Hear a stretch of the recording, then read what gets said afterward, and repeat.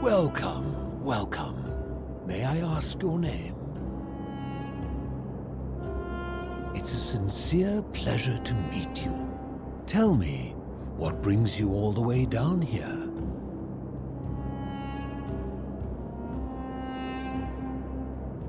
Ah, Kabash. I know this man. He came through here some weeks ago.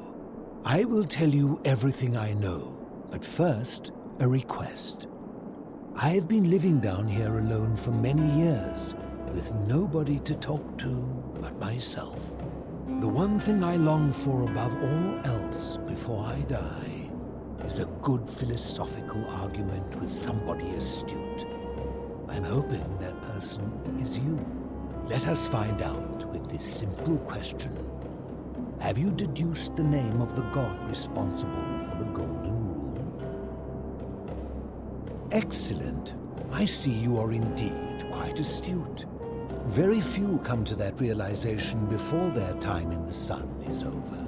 Now, will you join me in a friendly Socratic dialogue?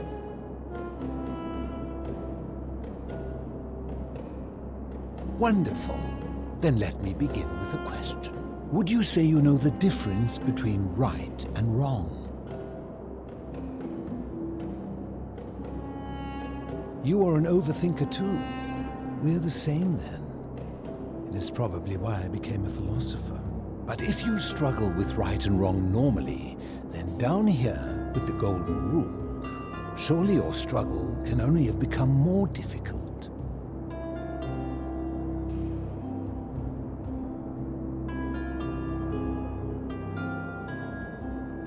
Well, that's reassuring.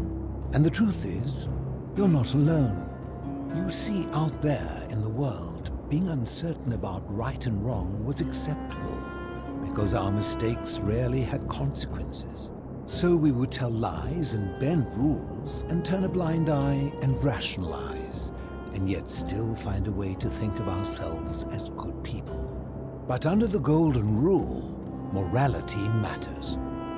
The slightest wrongdoing could result in a mass execution. So to navigate this maze, we would have to be certain about the difference between right and wrong. Wouldn't you agree?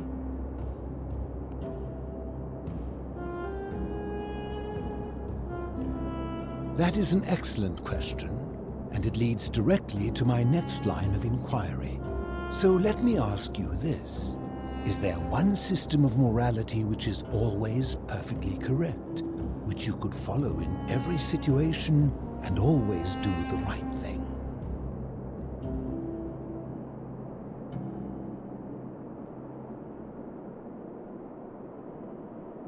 Are you sure? Or is it possible that humans simply haven't figured out the right system yet? So is it up to each of us to decide what right and wrong mean to us individually? Or must we simply follow the laws and customs of whichever community we're in?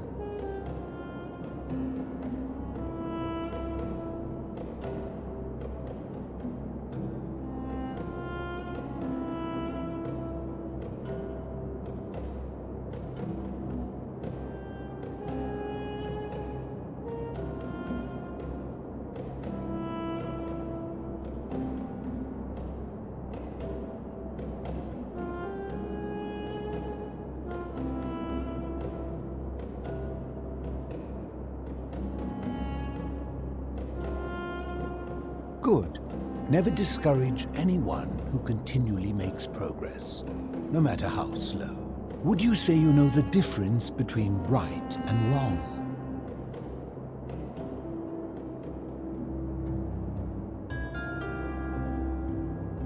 You are an overthinker too, but if... Well, that's reassuring. You see...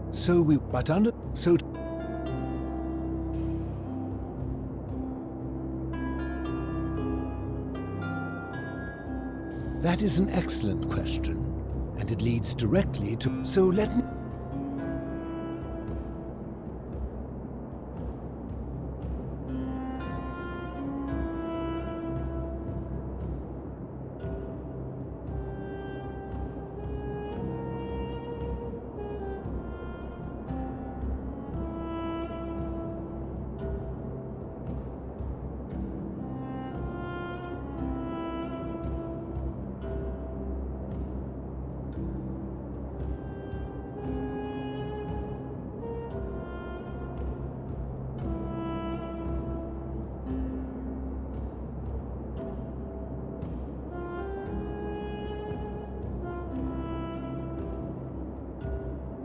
how can that be? Since they all have differences, it follows that in some cases they would offer different conclusions about what is right and wrong. If there is a correct moral code, then wouldn't it follow that only one can be the correct one?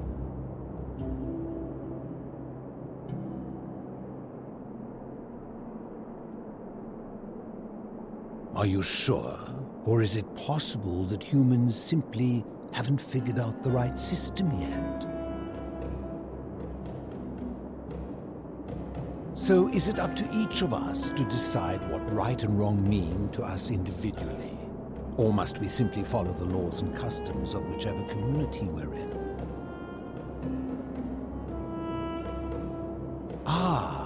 You know, I think you'd find an ally in Herodotus, a scribe from among my people who lived some 400 years ago. He told the story of a man named Darius, whose curiosity was piqued when he learned that a certain tribe had the practice of eating their dead. He asked some Greeks who burnt their dead, "What would it take for you to eat your dead?" Aghast, they replied, "Nothing." Then he asked the tribe who ate their dead, "What would it take for you to burn your dead?" "Nothing," they replied, equally aghast. From this, Herodotus concluded that custom is king, that right and wrong are merely local ideas which do not survive the journey from one tribe to another. I take it you're in agreement?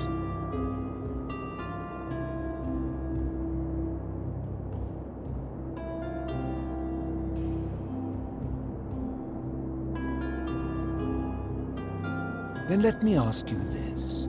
If you visited a tribe where they ate each other, copulated with the dead, and drank wine from cups made out of human skulls, would you still maintain that within such a tribe there is nothing wrong with such conduct?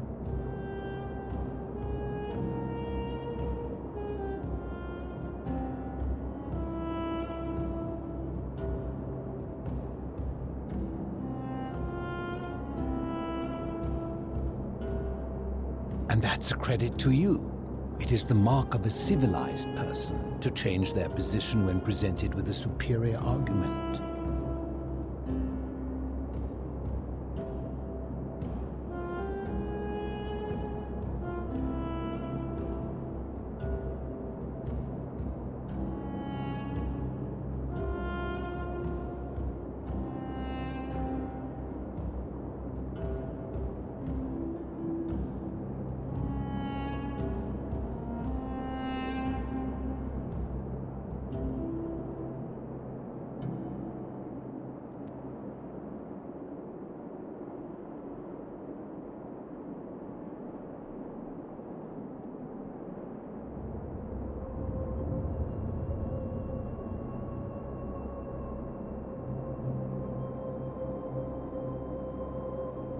My point is this.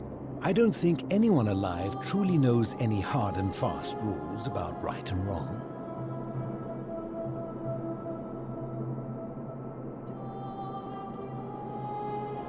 If there is one thing I have observed about rules, it is that virtuous people do not need them, and evil people will always find a way around them.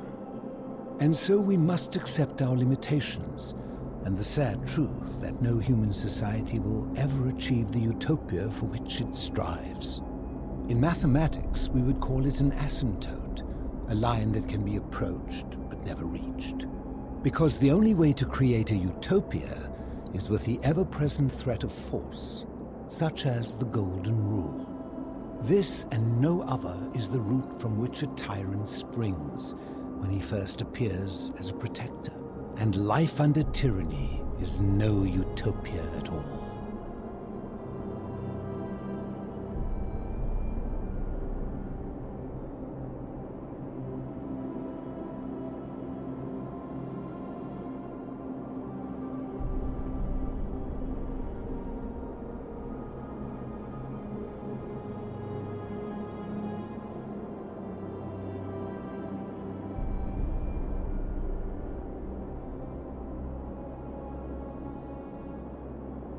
I'm glad to hear that. In any case, thank you for humoring an old man. I would be happy to answer your questions. You mean, how did I end up living alone in this cave with nothing but these relics of the past for company? It's a long story.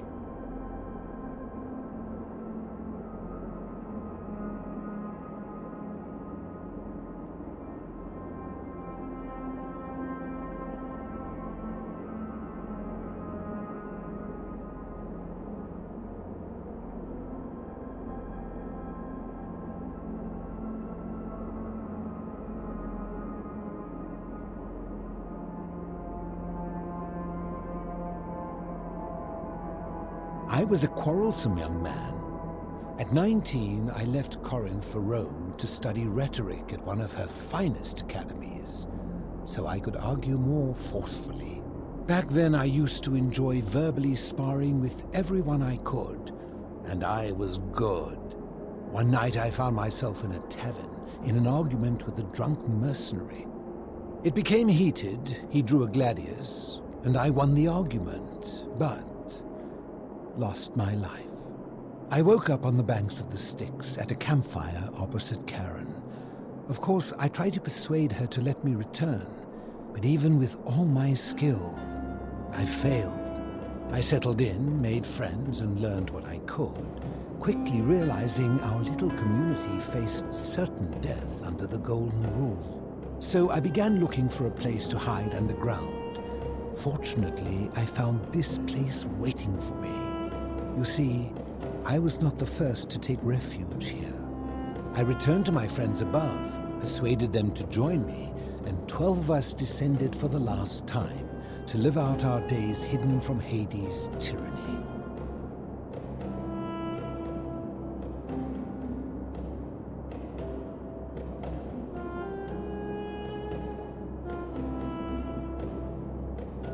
They are one and the same.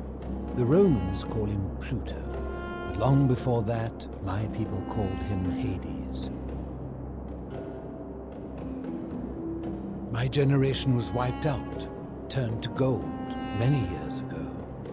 My friends and I were able to avoid the same fate by hiding down here. I think it's safest to assume that if I was to return, Hades would realize that his furies hadn't finished the job, and he'd send them after me again.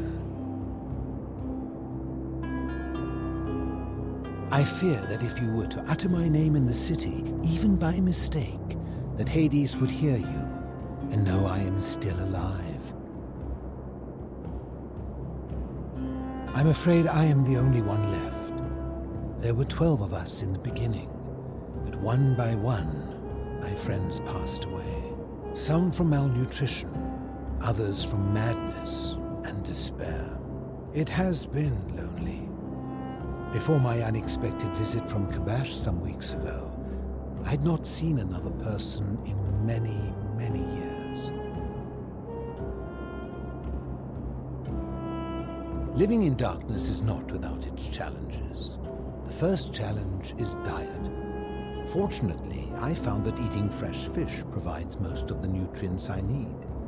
And sometimes, when there are Greek people living up above, I surface at night and salvage the offerings they've left in the temple of Demeter.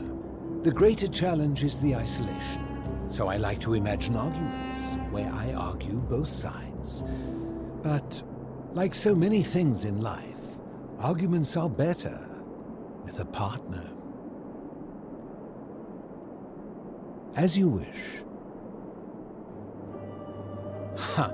If I did, would I be living like this? Did we not discuss it at length already? Oh, I see. You're toying with me. Ha! You seek the plaque bearing the Egyptian inscription. It is a cursed object, and I would be happy to give it to you if Kabash had not already taken it. I will tell you, but you may find him hostile. To prepare for your encounter, there are certain things you must know. Very few know this, but before the Romans came to this city, it was once entirely Greek. The architecture, the temples, and the people. When the Romans came, in typical fashion, they claimed it as their own, built over everything that could be built over, and renamed the things that could not. Thus, the shrine of Persephone became the shrine of Proserpina. And when they found an obelisk bearing the name Hades, they tore it off and replaced it with Pluto instead. And the city's dwindling Greek residents, witnessing this compulsive Roman conquest, decided to preserve what they could of their heritage. They gathered their art and valuables, secreted them away through the Temple of Demeter, and hid them here, out of reach of the Romans. However, there was one thing that always seemed out of place to me, and it is the very thing you seek. An even older plaque bearing an Egyptian inscription.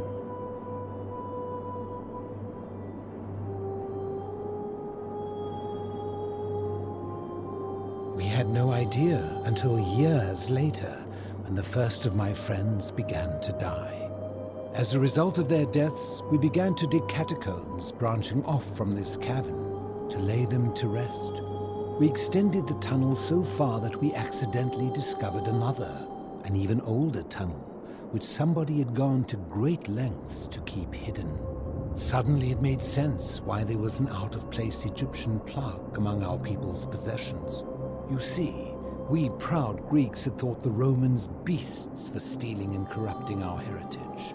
But it turns out this game has been going on much longer than any of us imagined. I think it is best you head through the catacombs and follow Kabash's trail.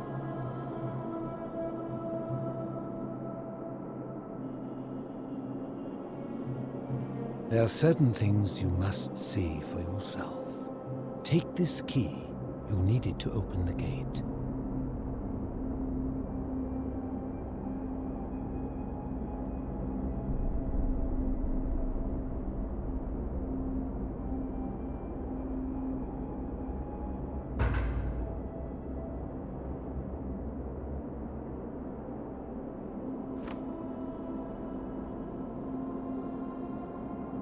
I enjoyed our chat, but please, keep my presence here a secret, yes?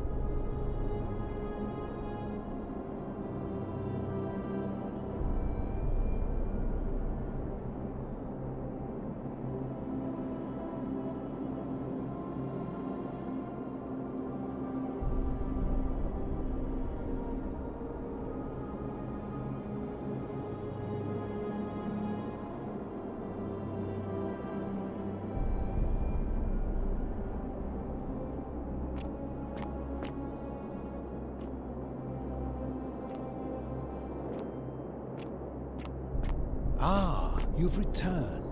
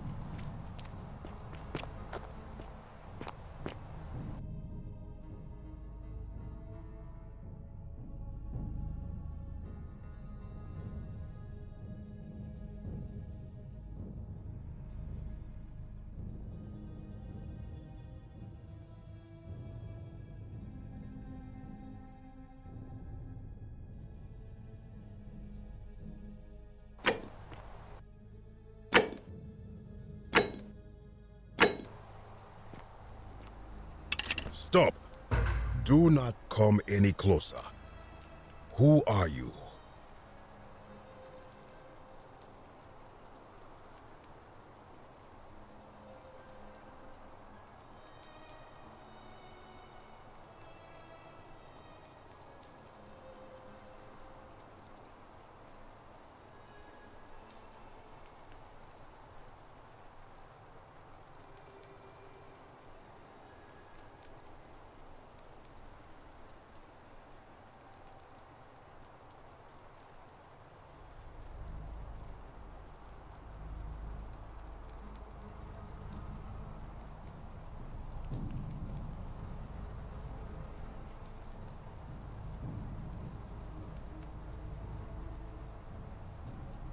I am Kabash.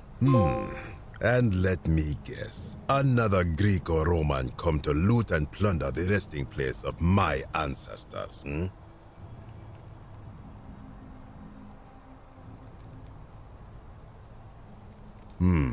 Trousers, boots, curious here.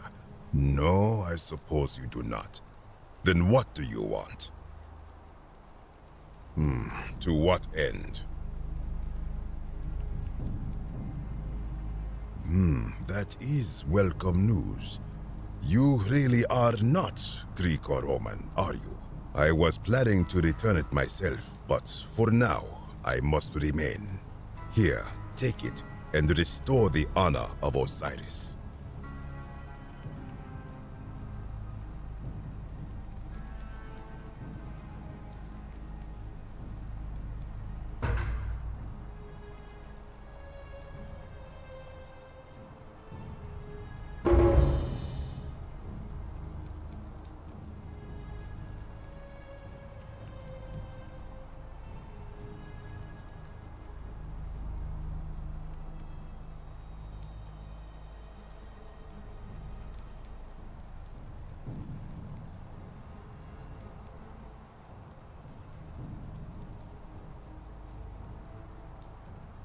Now, as for the other plaque. Indeed, I have it right here. I stumbled across a collection of dusty curiosities while searching for a place to hide from the hungry children of Amit, and there it was.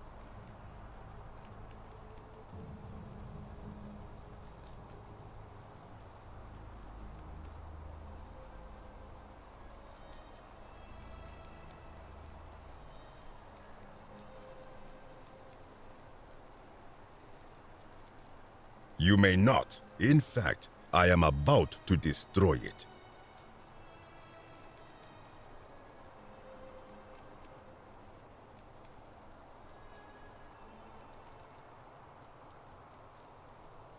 Because it speaks a treacherous, blasphemous lie.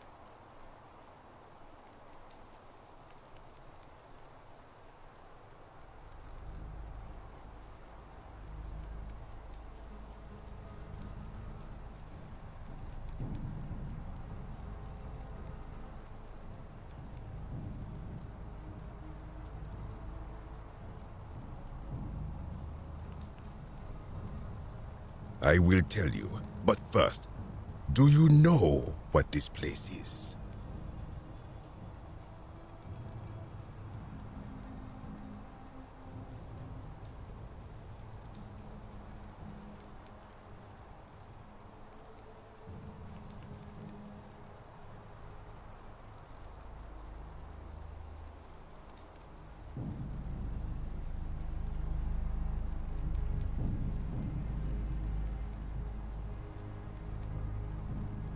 It has a name, and that is the Duat.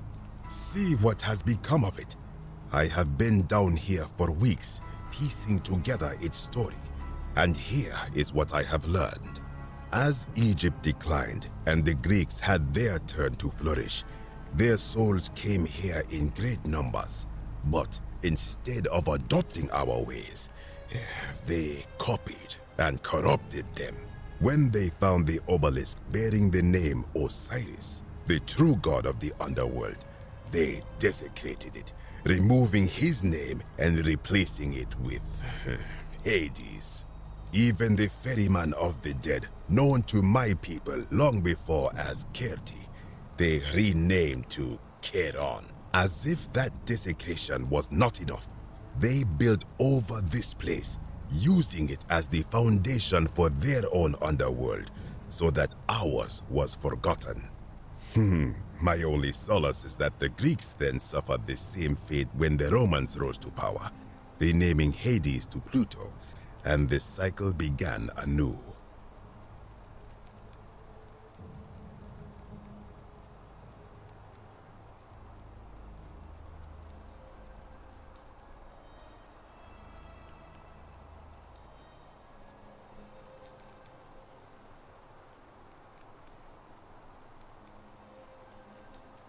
It is inscribed with a script I do not recognize, but it is ancient, almost as if it is older than the plaque bearing Osiris's name. But if that is so, it would imply the gods of Egypt are mere imitations too, copied and corrupted from an ancient people who prospered even before us, and that my people did to them what the Greeks and Romans did to us. But this, I cannot accept. I sense a deception. Perhaps it is the work of Set, the usurper, seeking to undermine Osiris once more.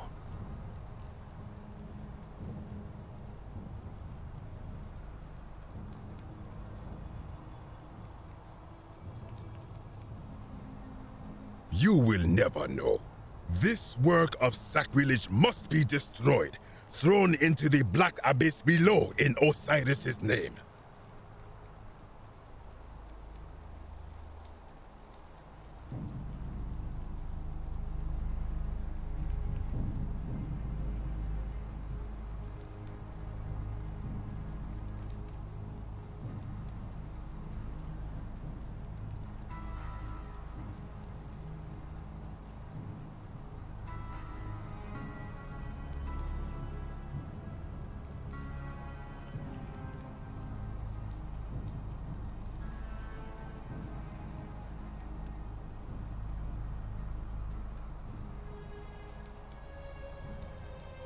You are too late.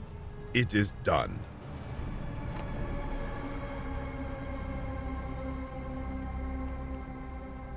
You would plunge into the depths of the Duat with no way back up. Madness.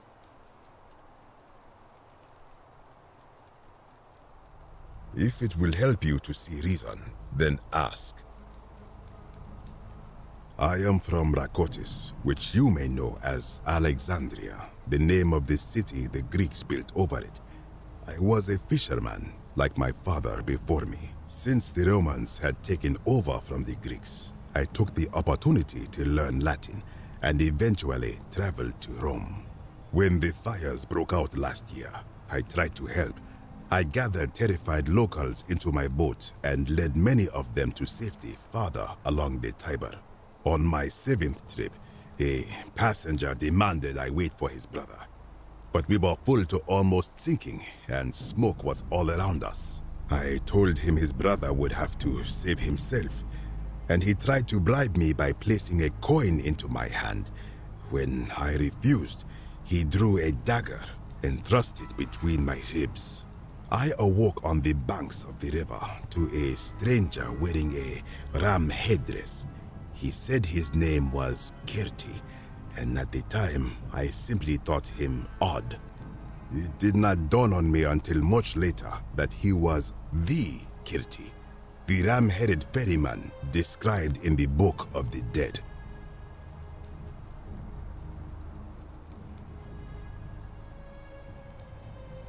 This is where I belong, as caretaker of the memories of my people. If our ways are to be remembered, it falls to me.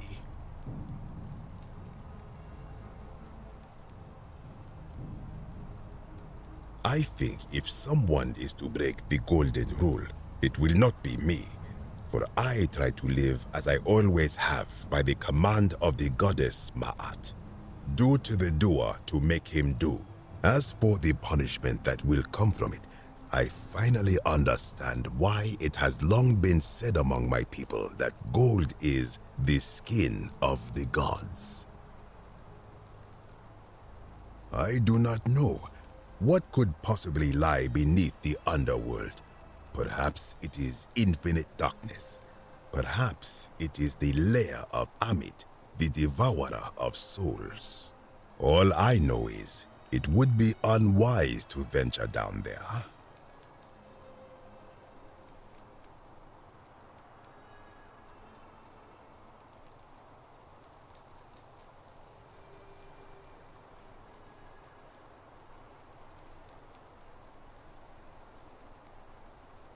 Most unwise.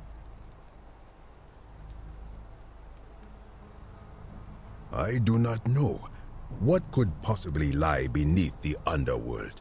Perhaps it is infinite darkness. Perhaps it is the lair of Amit, the devourer of souls. All I know is it would be unwise to venture down there.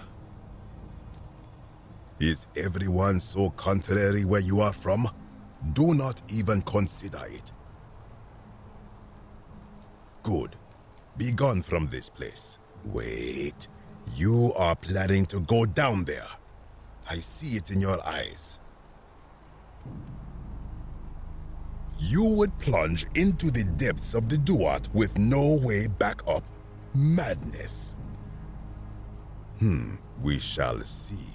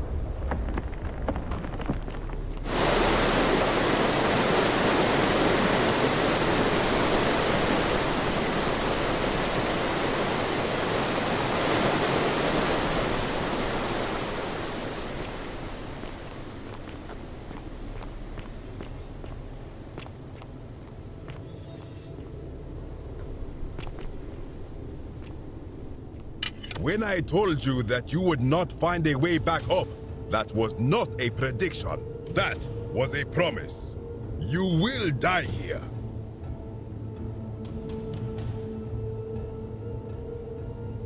I disagree. I warned you against coming down here, against perpetuating this sacrilege, but you persisted. You have undermined and dishonored the true God of the underworld. How did you think this would end, if not with bloodshed? Very well, I will listen. But if I sense deception, or if you further insult my gods, I will carry out my threat. So tell me, why should I let you live after you salvaged this instrument of blasphemy?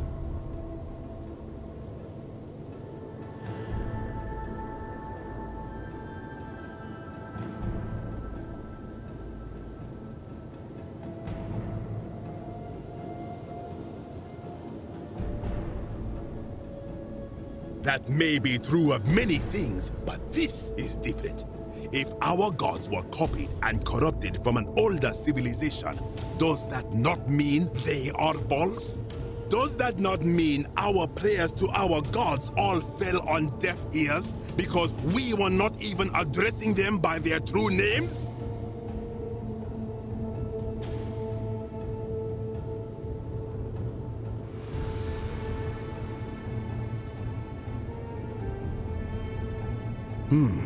Now that I think about it, my people would sometimes call Osiris the god of many names.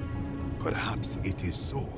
But the underworld of my people is so different to this one, and so unlike the way it was described by our priests. Many of my ancestors endured great hardship to live good lives so that we may descend to the Duat in death and be judged accordingly. We prepare to have our hearts weighed on Anubis' scales and to swear ourselves innocent of sin before the 42 assessors of Ma'at. And yet, I arrive here to find the Book of the Dead contained only a seed of truth. And now I ask myself, did our priests steal and embellish the stories of an older people and feed us lies all our lives simply to trick us into obedience?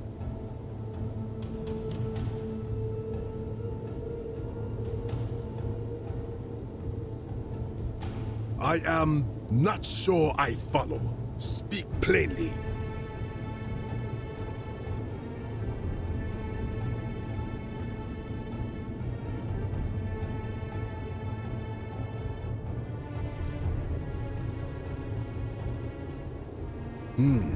Perhaps there is some truth in that.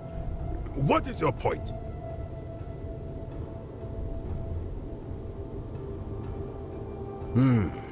You are persuasive. Very well. I will let you live, and you may do what you will with that plaque. I will remain here for a while, and attempt to learn what I can about the foundations of my people's beliefs. Go.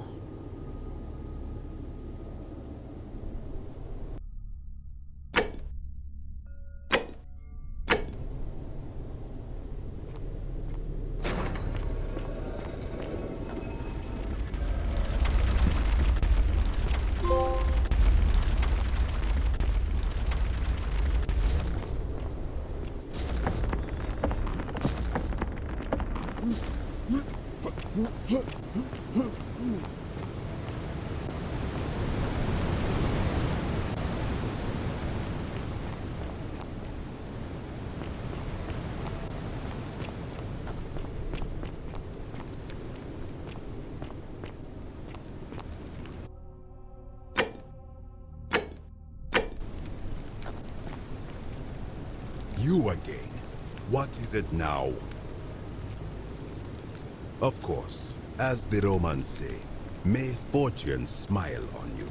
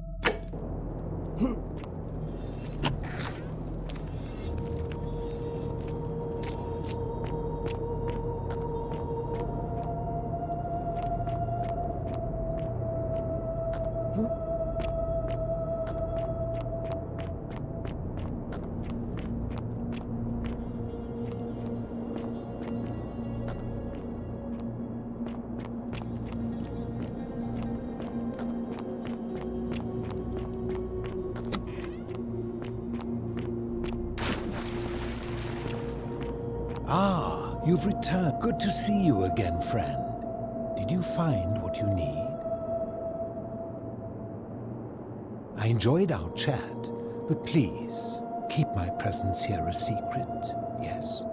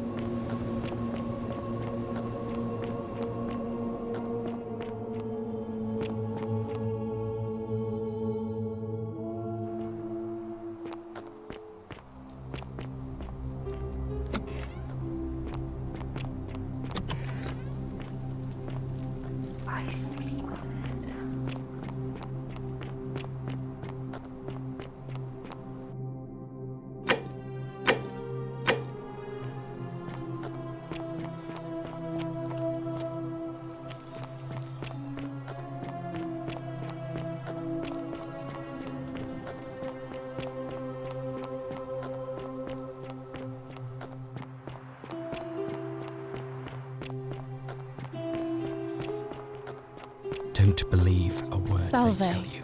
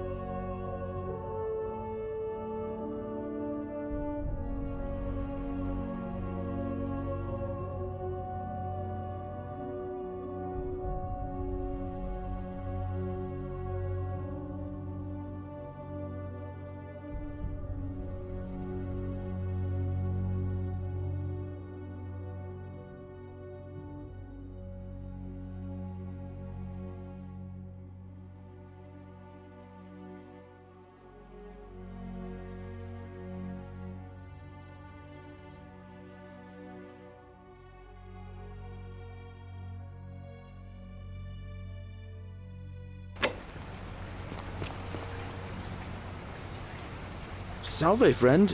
Mind?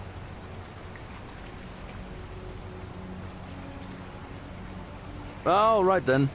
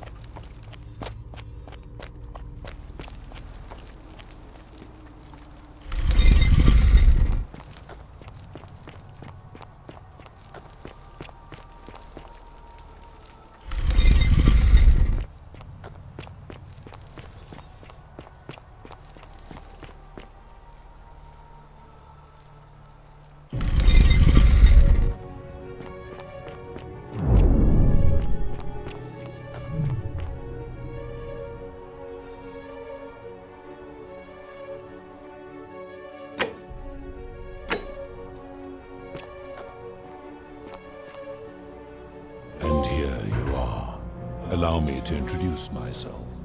As you have already gathered, I've been known by many names. Nergal to the Sumerians, Osiris to the Egyptians, Hades to the Greeks, and Pluto to the Romans. But the one constant through it all has been my title, God of the Underworld. And I've been watching you with curiosity, mortal, ever since you're alive. You're unlike the others, aren't you? And what is more, you carry a weapon that was never intended for mortals to wield, and you do it so brazenly. But there will be time for your reckoning later. First, as a reward for undoing the desecration of my obelisk, I will allow you to satisfy your curiosity. Ask what you will. I would recognize that anywhere. And yet my beloved still wears hers. What is this? How did you come by it? You vile, despicable creature. Why would you do such a thing? And worse still, boast about it.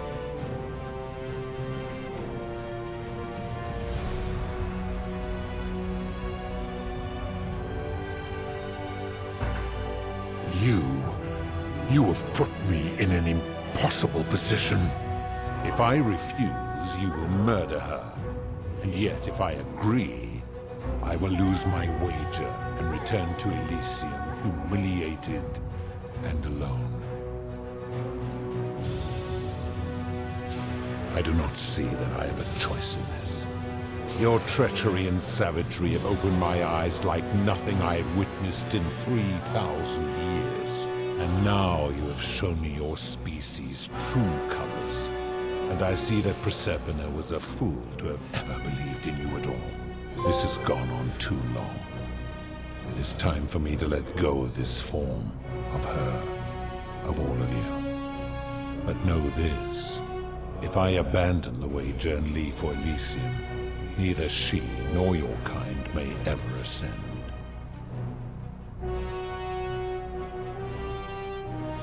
Because despicable creatures like you have no place there. My kin would never allow it.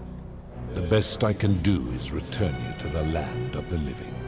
I will have Charon make arrangements to ferry the others. But as for you, be aware you will be separated from the rest. Enough, foul creature. This is not something I've decided.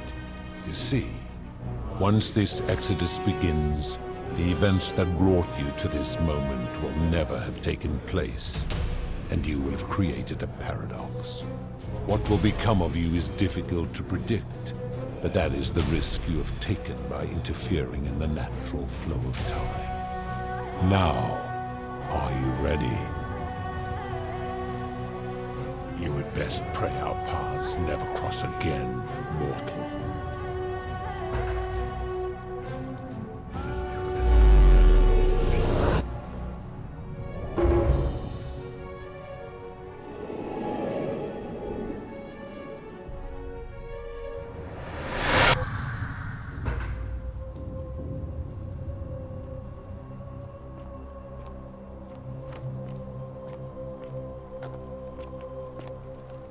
Oh. Hi there. Gave me a bit of a fright. Thought I was in here alone. I'm Al.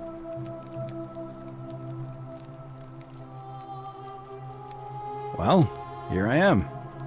I'm sorry, I didn't catch your name.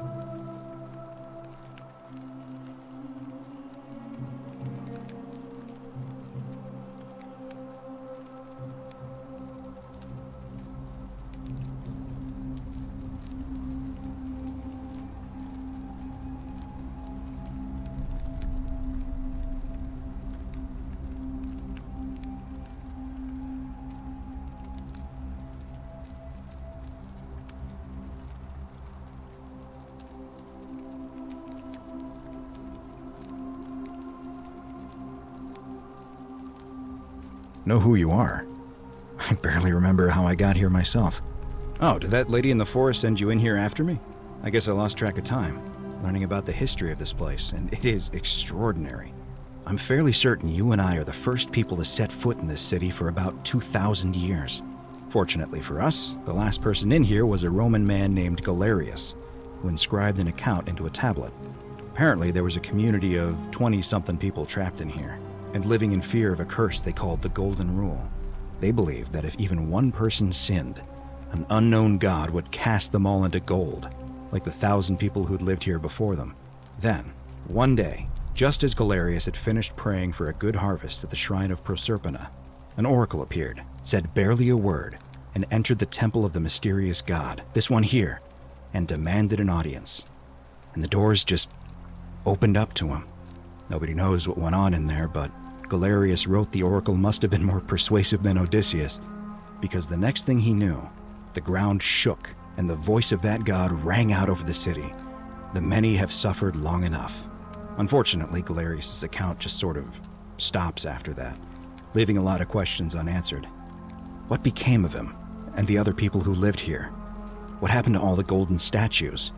And did this mysterious oracle single-handedly undo the curse that had terrorized people for hundreds of years?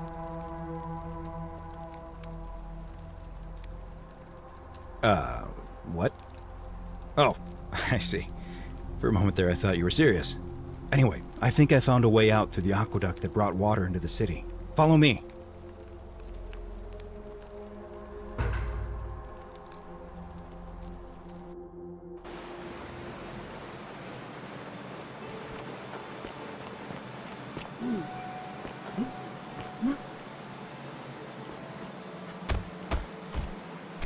I'm gonna pause here for a moment and make sure nobody else has ever lured into this temple. You go on ahead, and I'll be there soon.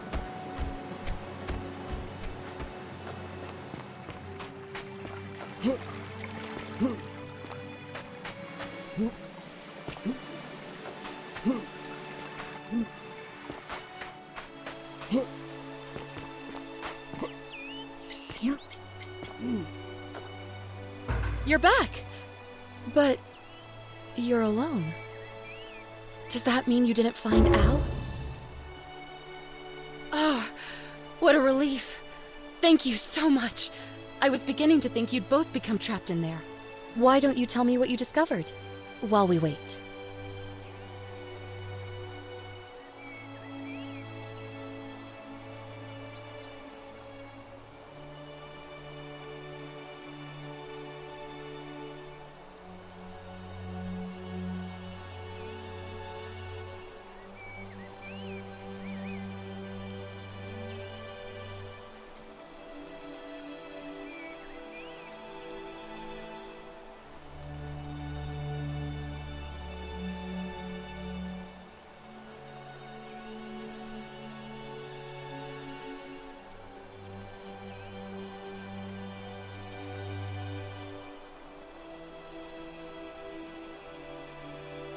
Ah, I see.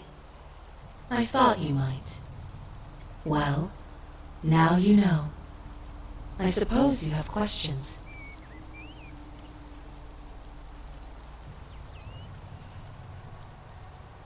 You can just call me Charon, if you like. I am sorry I was not completely honest with you when we first met. I do not enjoy deceiving people. Believe me, I do not.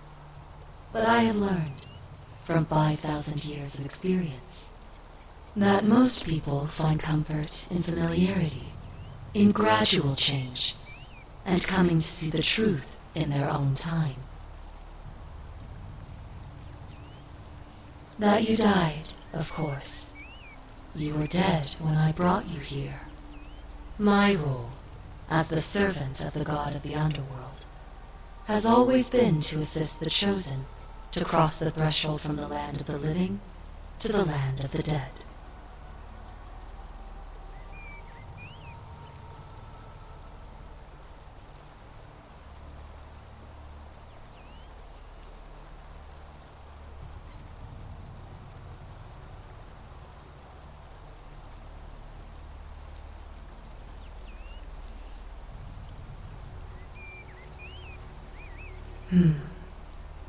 Usually, when people do not remember how they died, it is because they suffered a terrible trauma. Most souls would rather not remember. Ask yourself honestly, do you really want to know?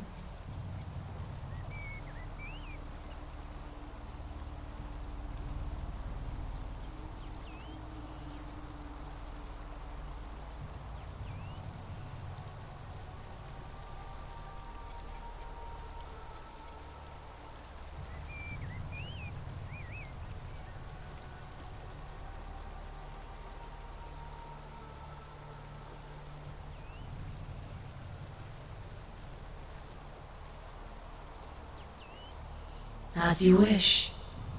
You were murdered. You were on a mission to recover a collection of stolen relics, including 2 silver coins of ancient origin, from a powerful criminal. You succeeded, but as you escaped into the street, you were followed by 2 of his men. A passing motorist saw you being pursued and offered to you a ride, but the men in pursuit destroyed the vehicle with you in it. There was nothing you or your ally could have done. He died instantly at the scene, and you followed a few hours later. That man's name was Al Worth. You were each in possession of a sacred coin, called Charon's Opal by some, and so it was my duty to bring you here.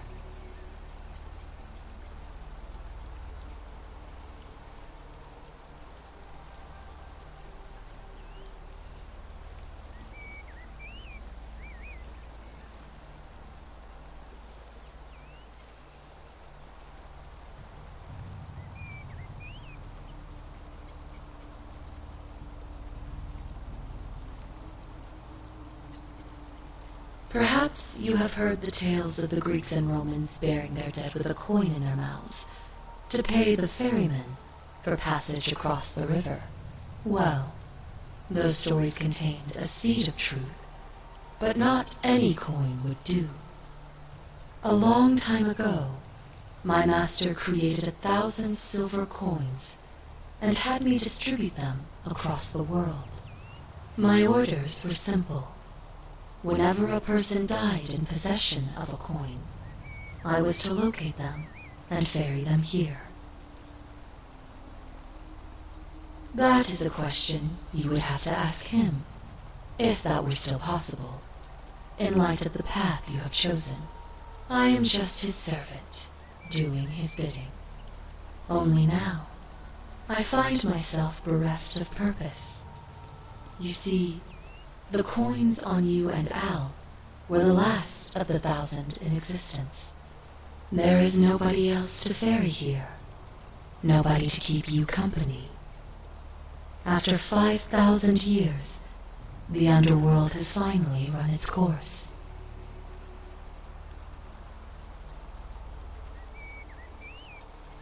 I see no point in keeping you here. But I have to ask one thing. That you keep this to yourself. Look! Here comes Al now. Al! It's so good to see you. You were gone so long I thought I'd never see you again. Kinda lost track of time in there. You wouldn't believe what we found. The ruins of a long-forgotten city. And there was a tablet describing an oracle who confronted a god and undid an ancient curse. Sounds like quite a story. And I look forward to hearing all about it. But you two look exhausted. Why don't you hop in my boat and rest while I ferry you back to civilization? Sounds good to me. And you? Are you ready to go home?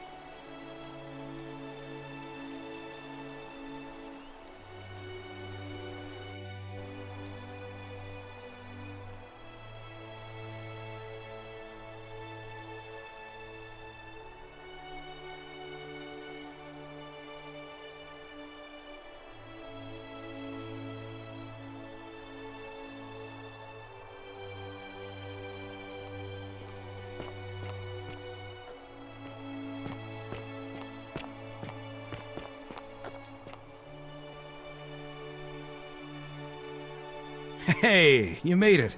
It's great to see you again. I hope you're adjusting to life as a civilian. I hear it takes a long time. Anyway, after everything you've been through, I thought you might appreciate some good news. So after we got back to the real world, I started doing some research into the people mentioned in Galerius' tablet, and I found something strange. I'm sorry I've been so cryptic. I've been dying to tell you, I just really wanted you to see this for yourself. Why don't you head on down there? I'll catch up with you at the other end.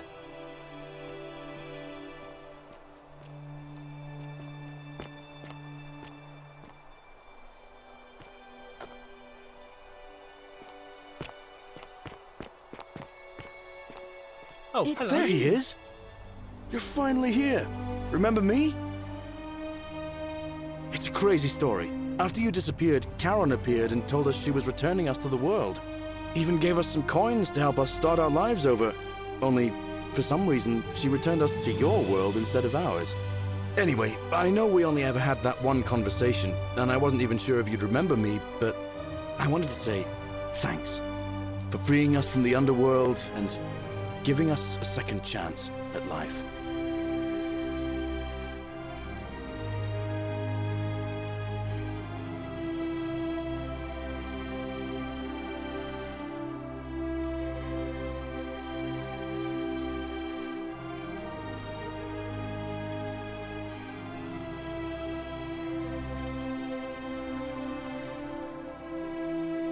Oh, I used Karen's gift to buy a farm in Umbria. Got a villa on it too, with enough room for Dooley, of course. It's hard work, but I sleep soundly every night. I'm finally my own man, and I wouldn't change it for the world. I know! I can't believe my luck either. But we're engaged and living together. We're planning to get married next spring. If you're gonna be around, we'd love to see you there.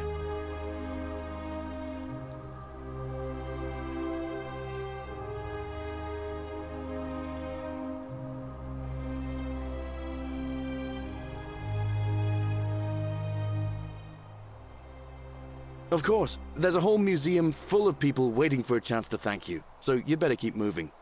We'll speak again soon, my friend.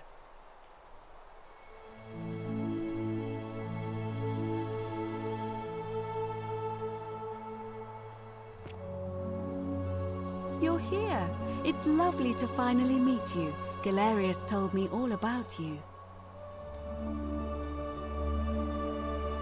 So, you're the hero who somehow vanquished the last of the Roman gods. As I'm a priestess, you realize you've put me out of work. I'm just teasing. Actually, and it still feels a little sacrilegious to say this, I'm finding life after religion quite enjoyable.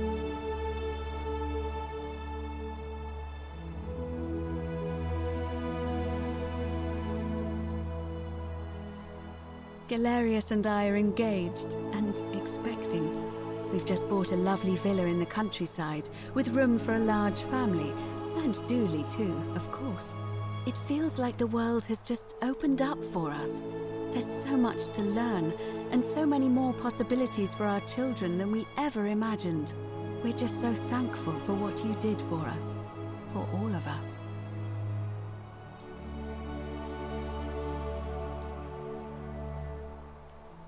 Oh, it's sweet of you to ask. She recovered nicely. In fact, she's here somewhere, if you'd like to ask her yourself.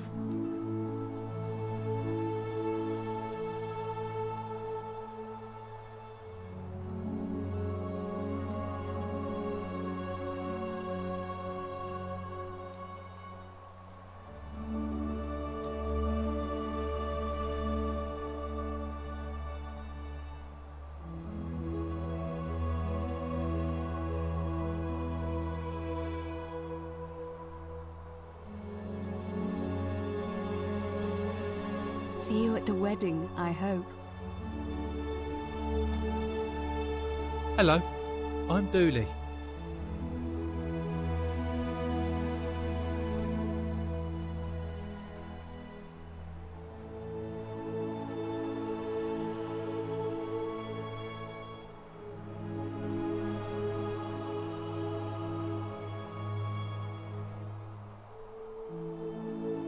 Galerius said you're very nice and a big helper. Thank you for getting us out of the bad place. I didn't like it. I live at Galerius and Equitia's house. They look after me now and help me remember when I forget things, like brushing my teeth.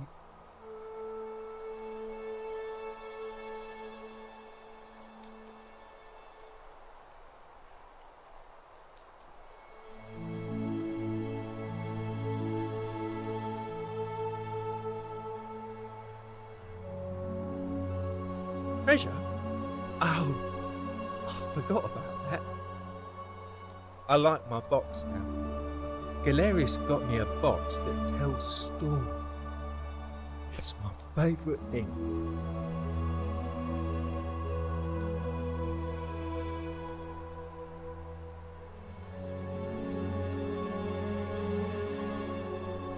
Bye-bye.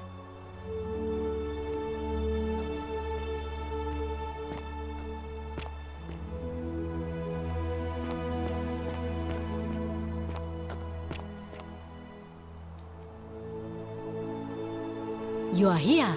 It's nice to finally meet you. Lucy is fine. I'm making an effort to blend in, as you can see. We are all trying to keep a low profile.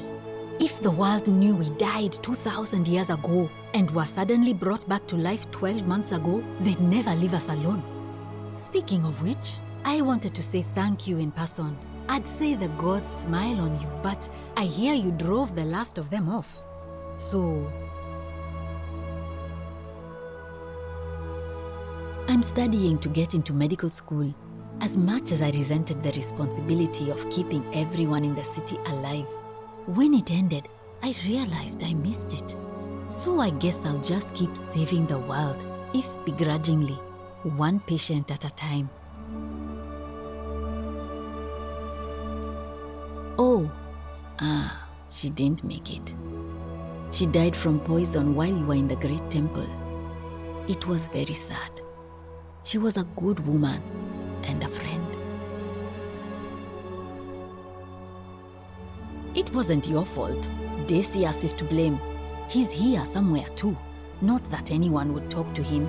I'm not even sure how he got invited. You too. Don't be a stranger.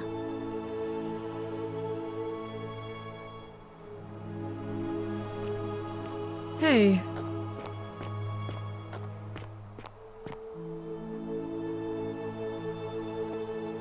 Greetings. You must be the legendary Oracle. It is a sincere privilege to finally make your acquaintance. I am Georgius.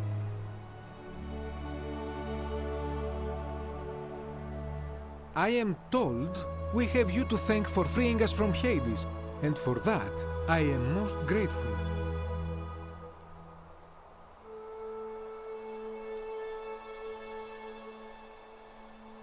I am reacquainting myself with Greece.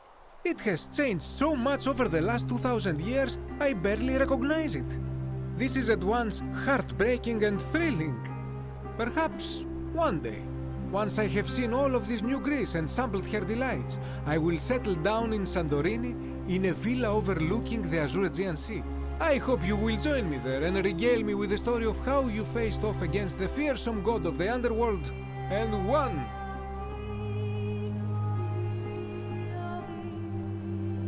Ah, the poor sweet thing, perished in a shrine collapse before the rest of us were saved. It is the one regret I have in all this. You too, my friend.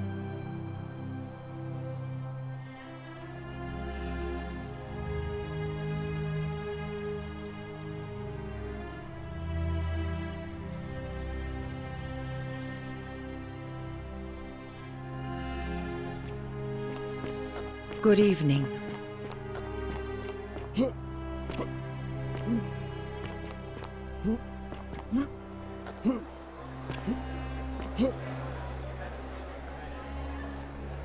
There you are. I hope you enjoyed that. Now, there's one more person I wanted to introduce you to. I think you know her. Sorry if I frightened you. Just a little joke I've been saving for a long, long time. Allow me to introduce myself properly. I am Proserpina, former goddess of the cycle of life and renewal, and now a regular mortal. I wanted to meet you in person, and thank you for freeing all these people, and me. I hate to think what would have happened to us without your intervention. Indeed. Suffice it to say that while Pluto was controlling the eyes and ears of each golden statue, I was able to control their tongues and whisper to you when he was distracted. I am sorry my messages were so cryptic. There were only ever brief windows in which I could speak to you without being detected.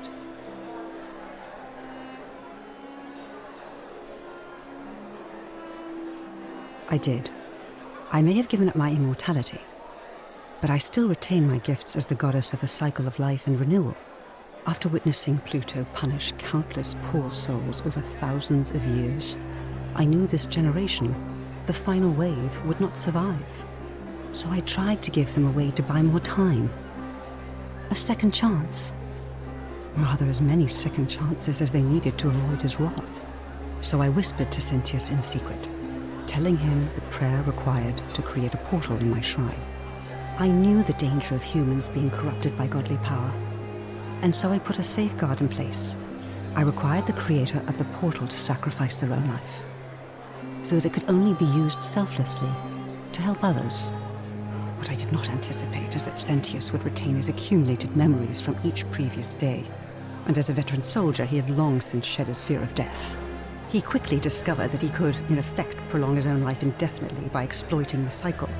Of course, once I had taught him the prayer, I could not unteach him, and there was little I could do but wait for someone like you to come along and see him for what he was. We were all fortunate you came along when you did.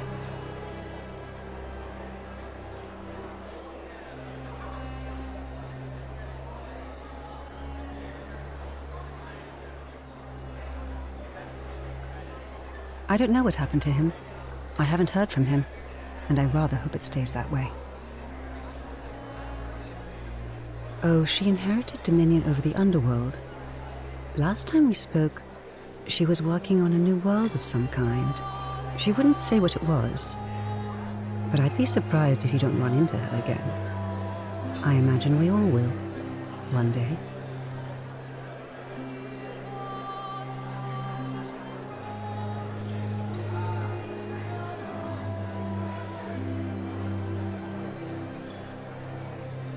And you, although it feels like I've known you forever.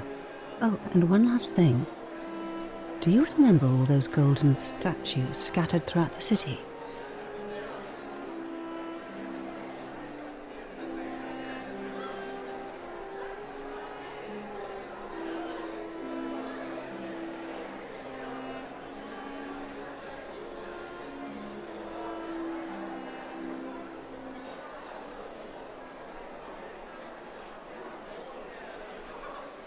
Good, because they remember you. Well done, my friend. Of all the heroes who ever journeyed to the underworld and returned, none came close to achieving what you did. Hercules, Orpheus, Theseus, and Aeneas would be proud.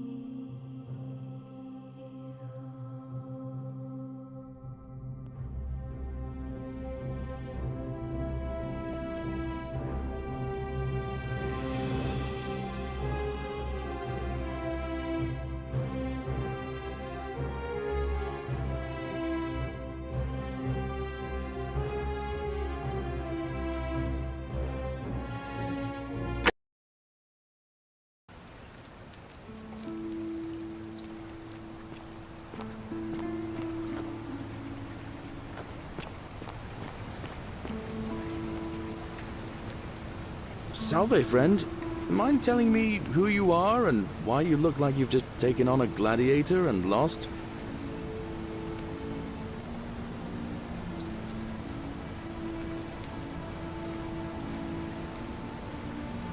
Oh, sounds serious. Hewlett. All right. I'll go.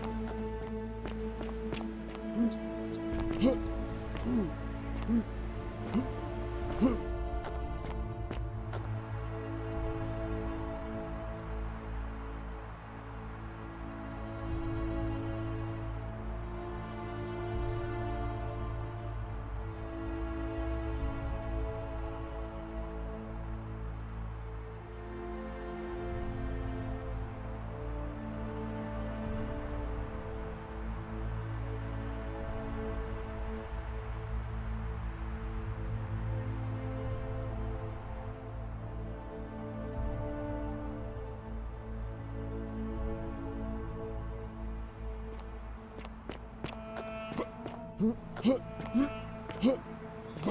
Quick, give it here. I'm just going to help her swallow this. I think she's going to be alright. Galerius, you're amazing. How did you know? I was just doing what the new guy told me. I don't understand. How did... Never mind. Thank you so much for acting as quickly as you did. Another moment more and we would have lost.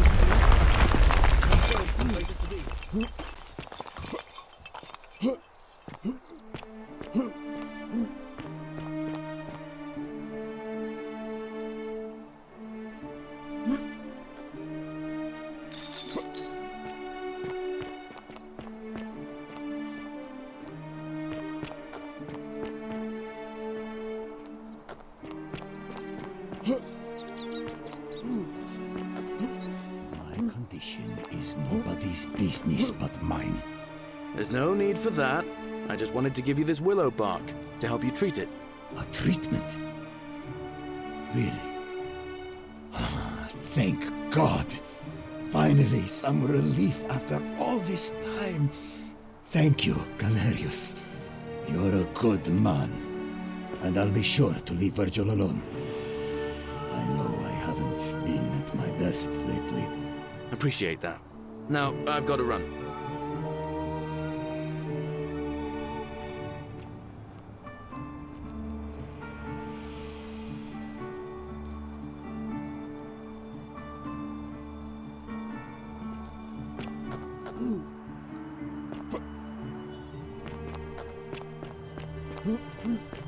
What now?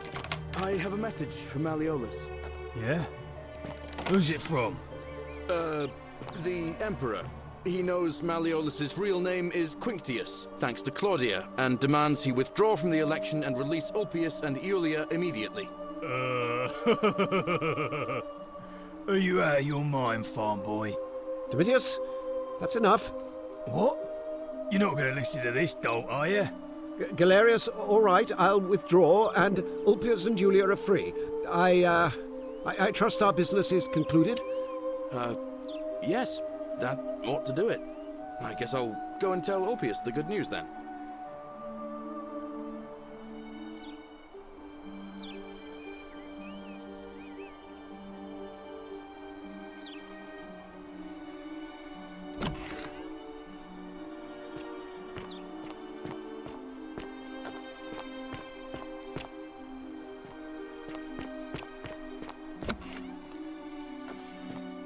That's quite an impressive bow you have there.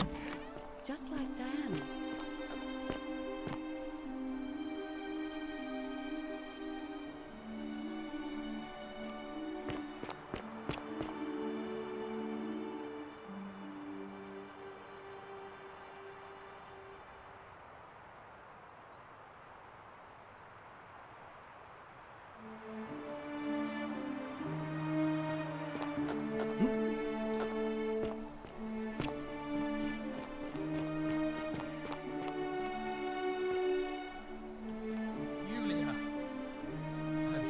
You didn't go through with it. It wasn't for lack of trying. And now Malleolus is going to... Wait. Why do you look so happy? We're free. Malleolus just released us and we never have to set foot in that villa again. What?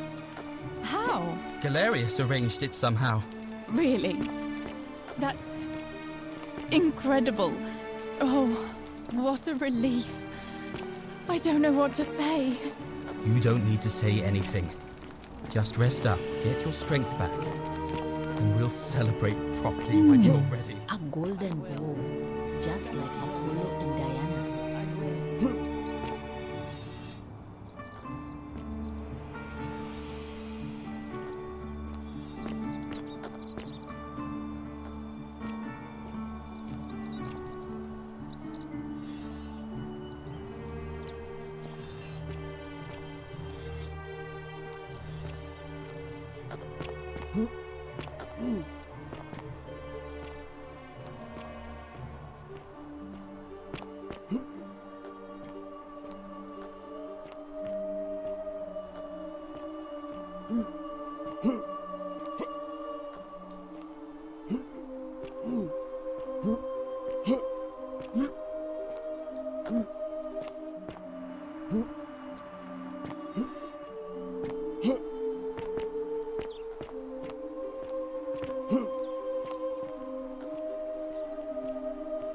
Priestess, Malleolus has decided to withdraw from the election. Oh, well, that's surprising, but thank you for telling me. I'll let everyone know.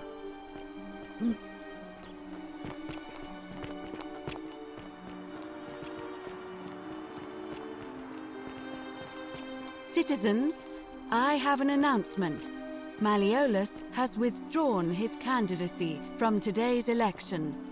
Unless any new challengers are nominated by nightfall, Sentius will be re-elected magistrate by default.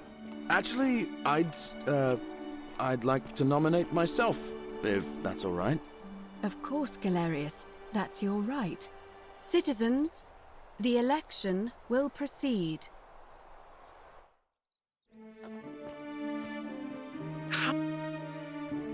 Ah.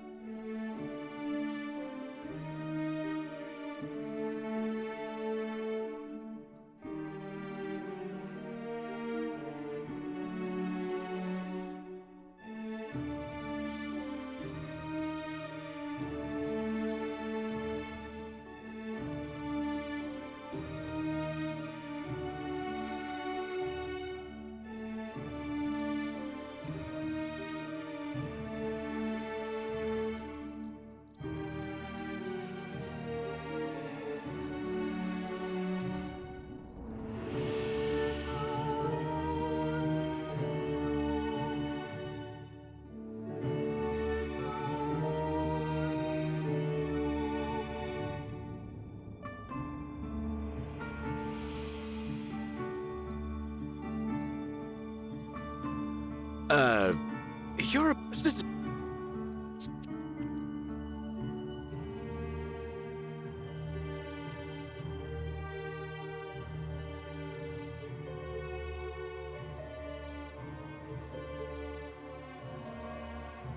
Anyway, I don't know which god you... So, oh, and... Oh, now, oh.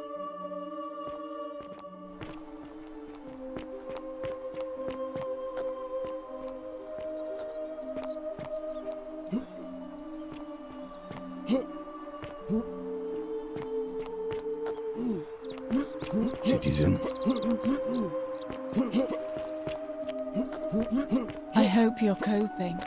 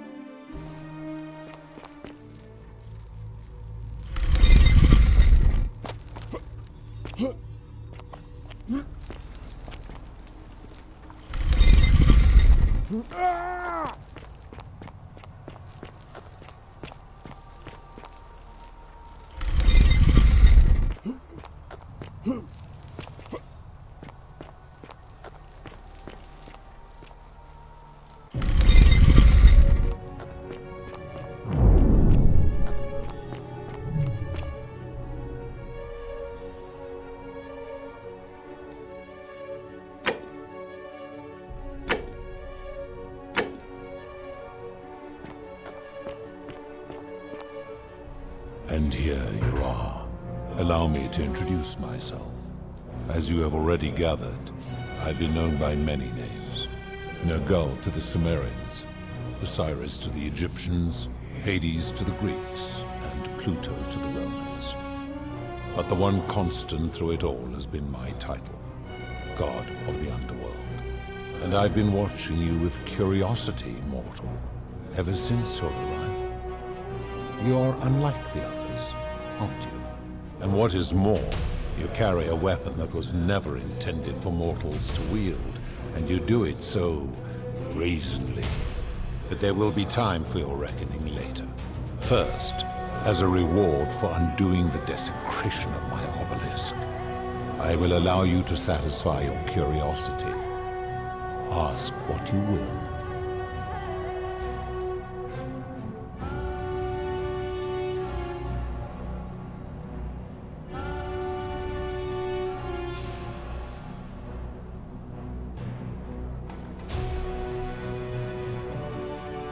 It has come to be known simply as the Underworld, and it exists because of a wager I made long ago.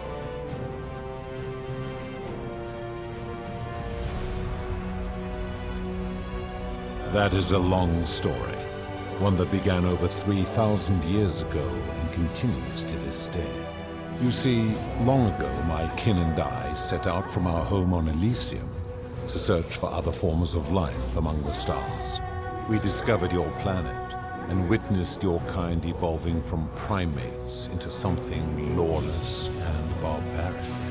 You all but destroyed yourselves, your 2 short lives being extinguished by violence and ignorance and disease. Yet Proserpina saw raw potential in you, and persuaded the rest of us it would be squandered without our intervention and stewardship. So we revealed ourselves to your people in a place called Sumer. We offered guidance in agriculture, toolcraft, and law, and you called us gods. For a time you flourished, but soon you were too many for us to oversee. And as you spread from that cradle of civilization, we saw something disturbing. We had sown the seeds of dependency and confusion, and soon you returned to your old ways of violence and ignorance, this time in our name. My kin had seen enough, and gave up on your kind, condemning you as barbaric and chaotic, scarcely more than animals. We began preparations to return to Elysium, our home world, a utopia unspoilt by conflict and unimaginable in its beauty. But my Proserpina could not bear to abandon your kind without guidance, and knowing it would force the rest of us to leave her behind, she made an extraordinary sacrifice. She gave up her immortality to descend permanently to the ranks of humankind. And so she began her inescapable trajectory toward death. Horrified, I acted swiftly. I placed her in suspended animation in a deep frozen sleep to prevent age and sickness from claiming her. And then I pleaded with Proserpina's father, who the Romans called Jupiter, to bring her with us to Elysium. It was and is my hope that once there, we might one day learn to undo what she has done to herself. But he refused. I did everything I could to persuade him, but he would not relent. He would rigidly uphold his final pronouncement. Humans were unworthy of ascension to Elysium, and no exceptions would be made. But seeing that I was aggrieved, he proposed a wager, the terms of which were as follows. If even one human city could prove itself capable of living without sin for a single year, then Proserpina and all of humanity would be permitted to join us in Elysium. My part would be to remain behind, the last of my kind, to watch over you without interfering, and to sit in silent judgment. And so my reward has been to languish here, enduring a 3,000-year winter, waiting for the day your kind proves itself worthy of her faith in you, so that I might take her with me to Elysium and unthaw my goddess of springtime. And here I am, after all this time, still waiting.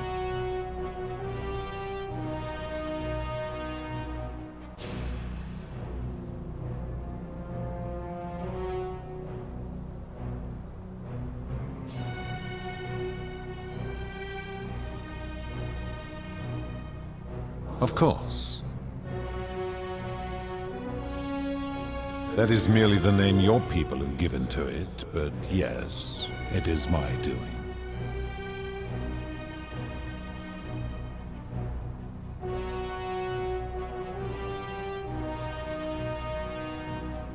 I've always considered that the cornerstone of morality is the ability to determine right from wrong on one's own. No attempt to lay out rules like your Code of Hammurabi or your 12 Tables of the Roman Republic can ever cover all possible scenarios. This should come as no surprise to you, since the core principle has been expressed in many forms by many of your civilizations. The Egyptians made a rudimentary attempt with "do to the doer" to make him do. The Greeks refined it with "avoid doing what you would blame others for doing." The Roman Stoics added, "treat your inferior as you would wish your superior to treat you." Even the so-called cultists hiding among you often say, "Do unto others as you would have them do unto you." It is the simplest of concepts, and each one of you is born with the faculties required to apply it to any situation. Yet none of the peoples who expressed this rule were able to uphold it. Curious, is it not?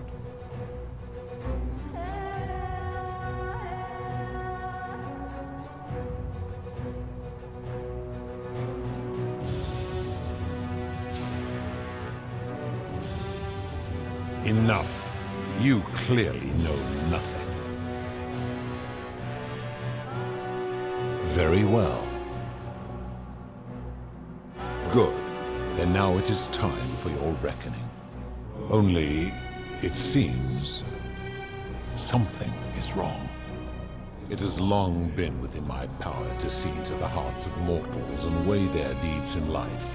But when I peer into you, I see only a blank slate, as if you did not exist until you appeared in this city. How is this possible? Charon, where did you find this one? I do not remember ferrying you. How did you come here?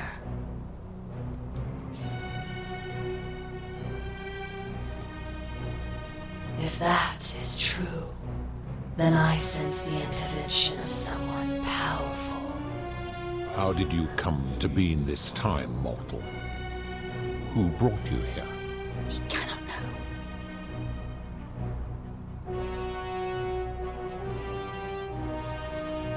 I do not know. My kin departed long ago, and Proserpine has slumbered for 3,000 years. Tread lightly, mortal. Enough of this. It seems I will need to put your reckoning on hold for now. But answer this. Why have you come here? What is it you seek?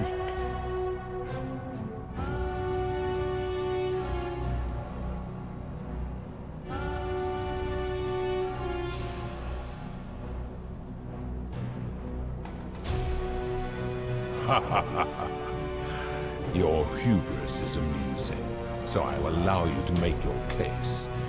But I warn you, if you anger me or waste my time with lies or wrong-headed arguments, you face death here.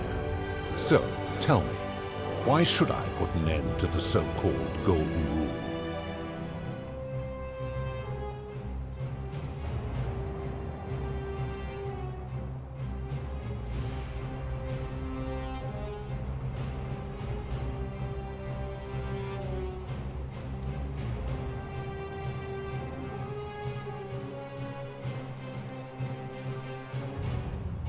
How so? And be specific. You have made a grave allegation, and I expect you to back it up.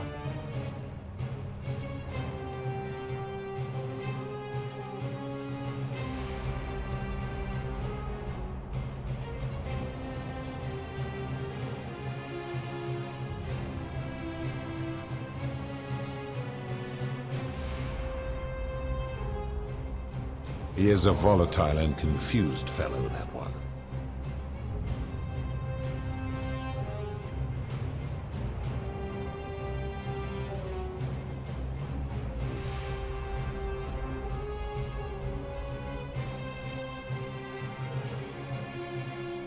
Pathetic. You will need to do a lot better than that.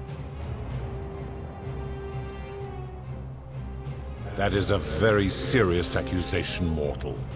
What sin have I committed? What evidence do you have to support it?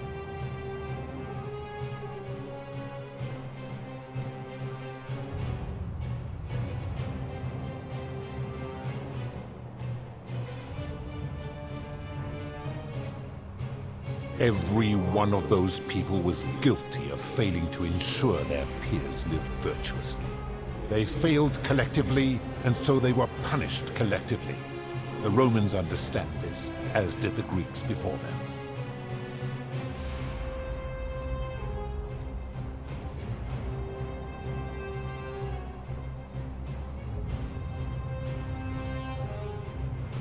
Ah, but I'm a god, and you are a mortal. Why would you expect me to treat you as I treat my own kind? You are not a peer. You are not a respected equal. Let me ask you this. Do you treat insects as you wish to be treated? Do you care for their well-being as you would your fellow man? Do you ensure they have food and shelter and protection from predators? Do you give them rights?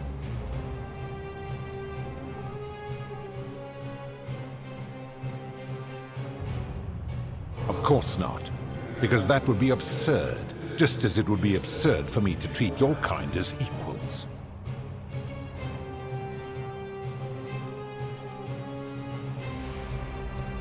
Where to begin?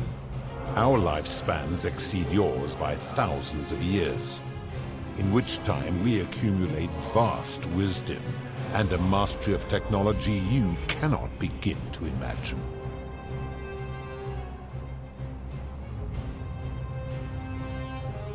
Because that is the source of our power over you.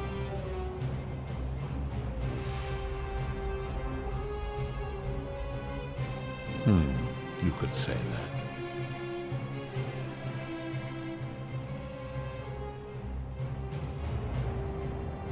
My kin have no superiors.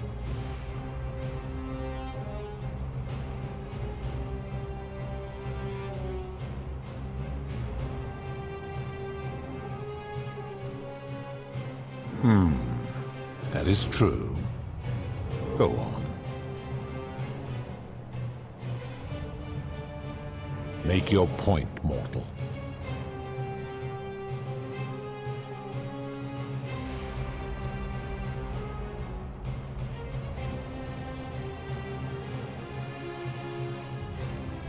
Let me ponder that for a moment. If you are right, then it would follow that all this time I have been in the wrong. But no. The very thought of it grieves me. How can I accept your argument when doing so would make me a tyrant and a monster?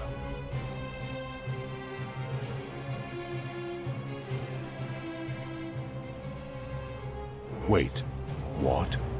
What are you saying?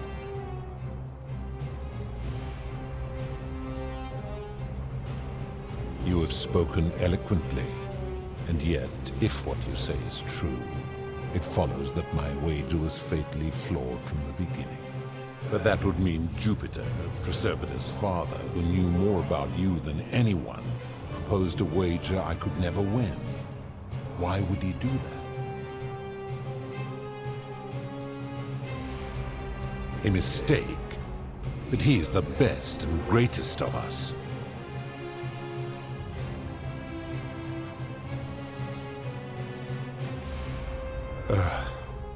Your words sting me, mortal. But perhaps it is what I deserve. As difficult as this is to admit, I have suspected as much for a long time now. And I cannot deny it any longer. I've been so fixated on taking my beloved to Elysium that every time one of you sinned, it wore away my hope of being with her again. In time, I began to despise your kind for making her believe that you could ever be better than you are. But my rage was not born of malice, quite the opposite. Everything I have done, I did because I loved her. Who knew this empathy of yours, which you celebrate so much, could have such a dark underside? This has gone on too long. It is time for me to let go of this form, of her, of all of you. But know this. If I abandon the way Jern Lee for Elysium, neither she nor your kind may ever ascend.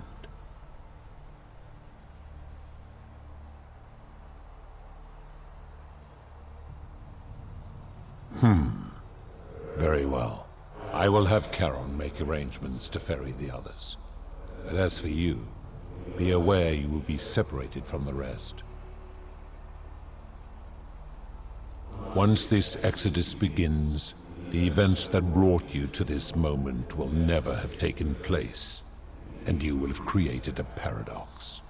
What will become of you is difficult to predict, but that is the risk you have taken by interfering in the natural flow of time. Now, are you ready? Farewell, mortal.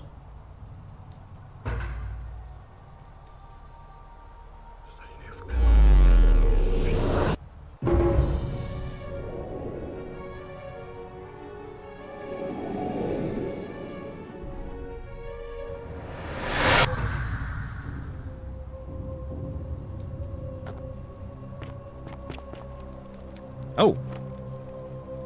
Hi there. Gave me a bit of a fright. Thought I was in here alone. I'm Al. Well, here I am. I'm sorry, I didn't catch your name.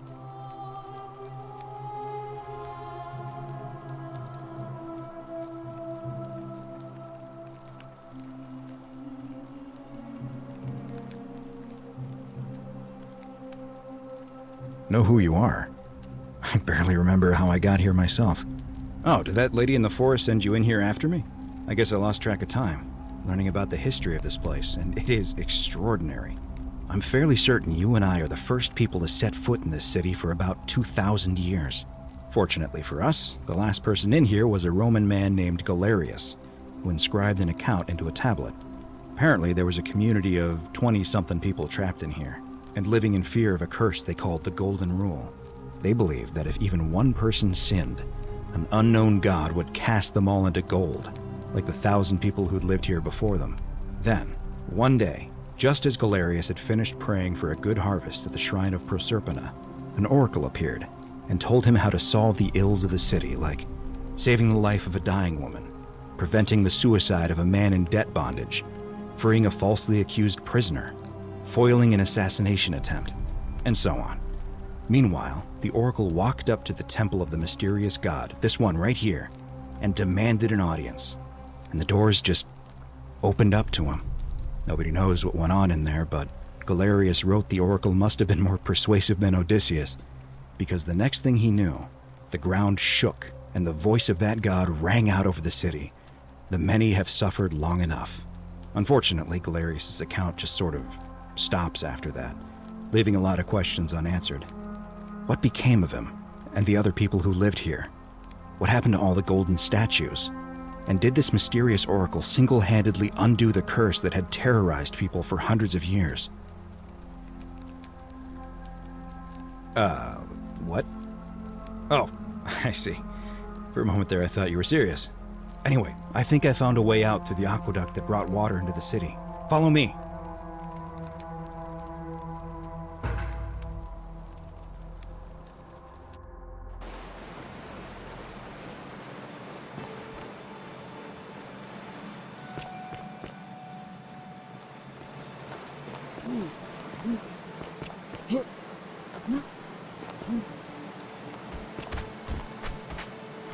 I'm gonna pause here for a moment and make sure nobody else has ever lured into this temple. You go on ahead. I'll be there soon.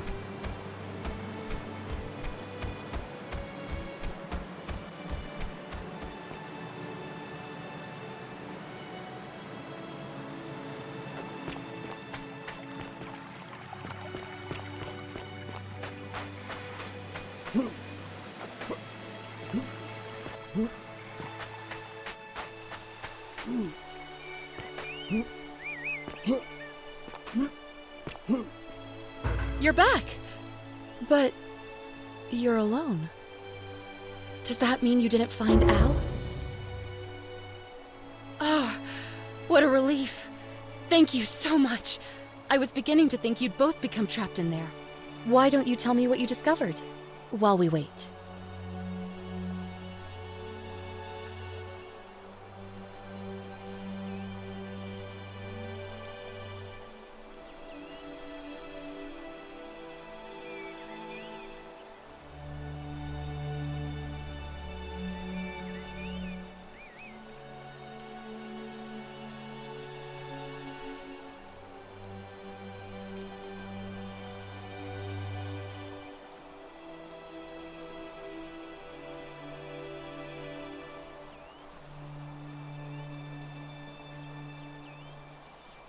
Ah, I see.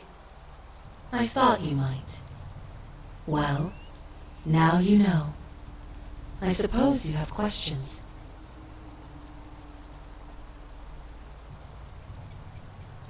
You can just call me Charon, if you like.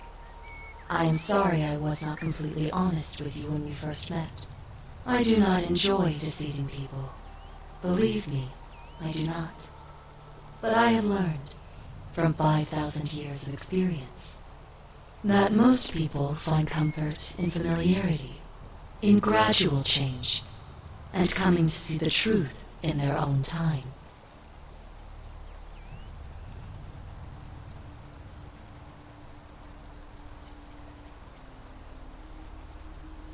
That you died, of course. You were dead when I brought you here. My role, as the servant of the god of the underworld, has always been to assist the chosen to cross the threshold from the land of the living to the land of the dead.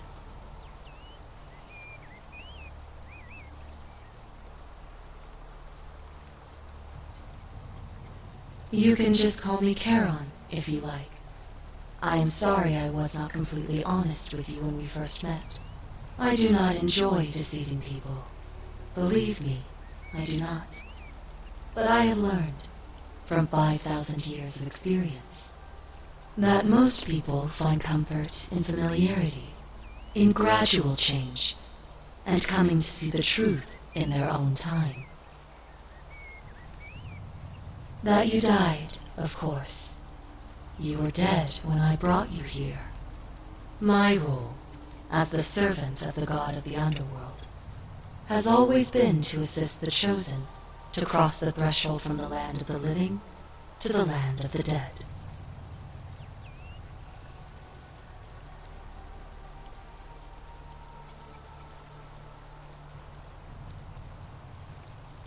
You can just call me Charon, if you like.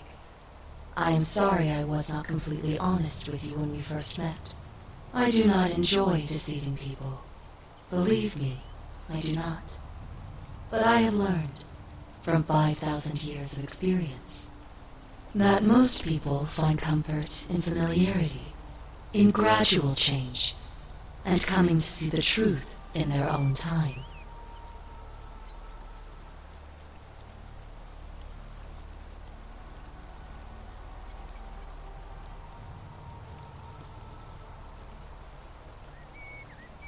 That you died, of course.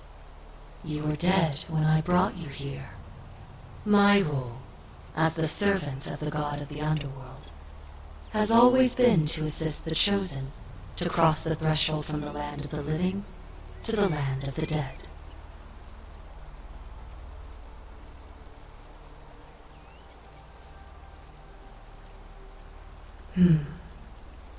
Usually, when people do not remember how they died, it is because they suffered a terrible trauma. Most souls would rather not remember. Ask yourself honestly, do you really want to know? As you wish. You were murdered. You were on a mission to recover a collection of stolen relics, including 2 silver coins of ancient origin, from a powerful criminal. You succeeded, but as you escaped into the street, you were followed by 2 of his men. A passing motorist saw you being pursued and offered to you a ride. But the men in pursuit destroyed the vehicle with you in it. There was nothing you or your ally could have done. He died instantly at the scene, and you followed a few hours later. That man's name was Al Worth. You were each in possession of a sacred coin, called Charon's Opal by some, and so it was my duty to bring you here.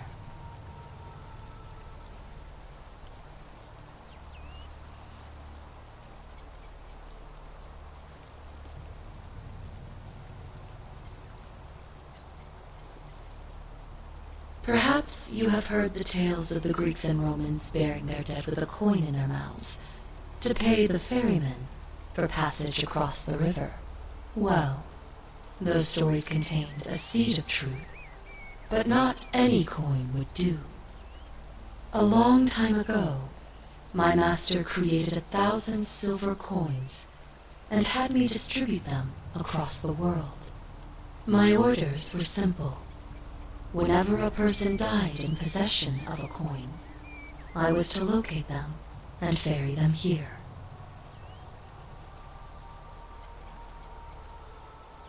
That is a question you would have to ask him, if that were still possible, in light of the path you have chosen. I am just his servant, doing his bidding. Only now, I find myself bereft of purpose. You see, the coins on you and Al were the last of the 1,000 in existence. There is nobody else to ferry here, nobody to keep you company. After 5,000 years, the underworld has finally run its course.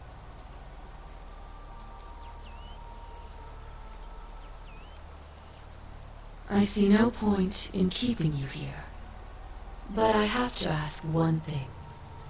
That you keep this to yourself. Look! Here comes Al now. Al! It's so good to see you. You were gone so long I thought I'd never see you again. Kinda lost track of time in there. You wouldn't believe what we found. The ruins of a long-forgotten city. And there was a tablet describing an oracle who confronted a god and undid an ancient curse. Sounds like quite a story. And I look forward to hearing all about it. But you two look exhausted. Why don't you hop in my boat and rest while I ferry you back to civilization? Sounds good to me. And you? Are you ready to go home?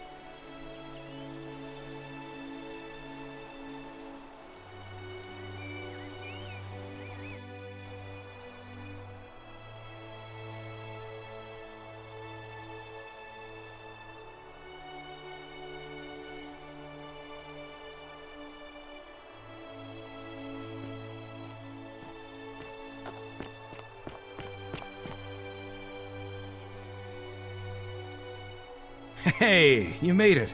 It's great to see you again. I hope you're adjusting to life as a civilian. I hear it takes a long time. Anyway, after everything you've been through, I thought you might appreciate some good news. So after we got back to the real world, I started doing some research into the people mentioned in Galerius' tablet, and I found something strange. I'm sorry I've been so cryptic. I've been dying to tell you, I just really wanted you to see this for yourself. Why don't you head on down there? I'll catch up with you at the other end.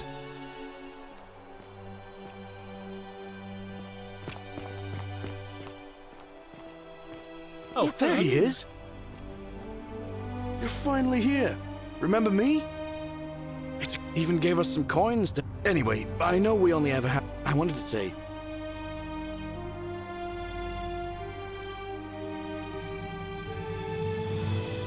Of course.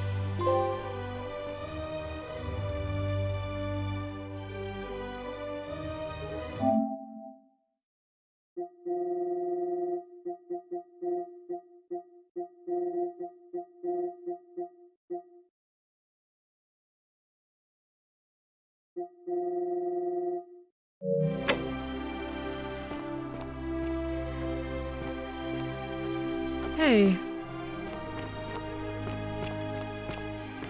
Some soiree, innit?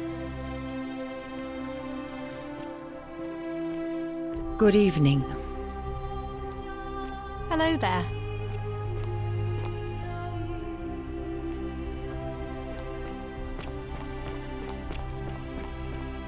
Hi.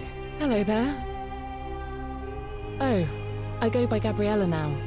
I didn't want to be reminded of that monster every time I heard my own name. After you drove Pluto off, Proserpina came and released me, and that monster got what was coming to him. Don't worry, nobody did. Thanks. You too.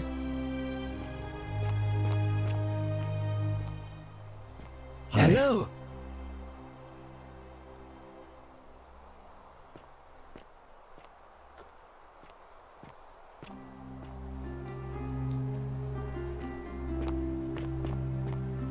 What is up?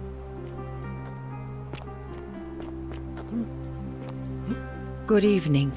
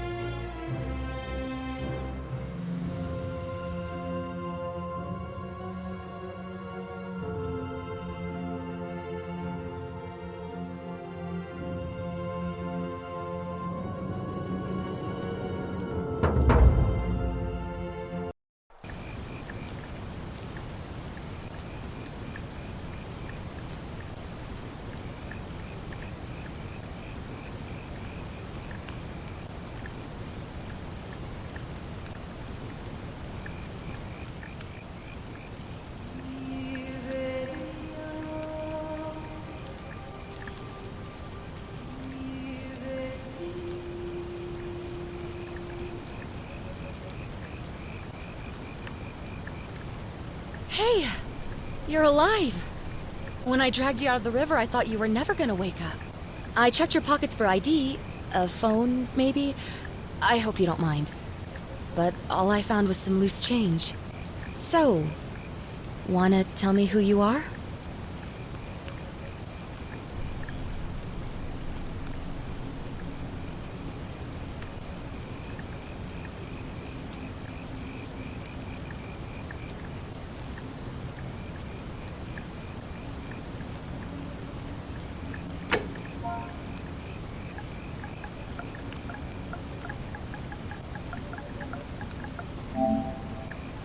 Well, it's nice to meet you. And I'm sorry to pry, but any idea why you were floating down the river? What's the last thing you remember?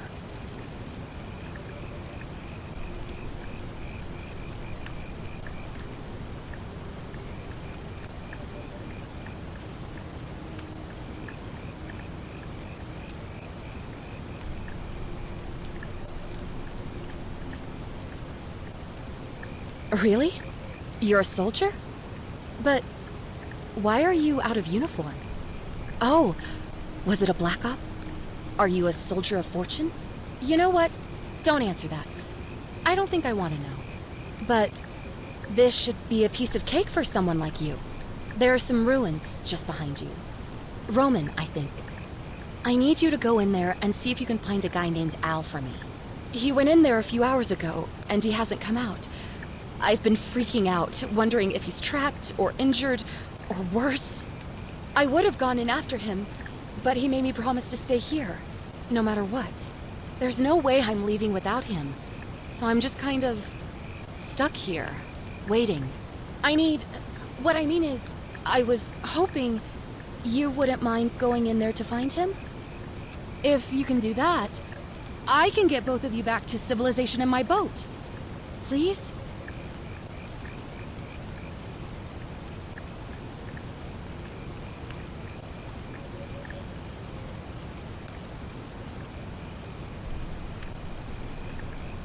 Oh, of course. Sorry, I don't mean to be pushy. I just... What do you want to know?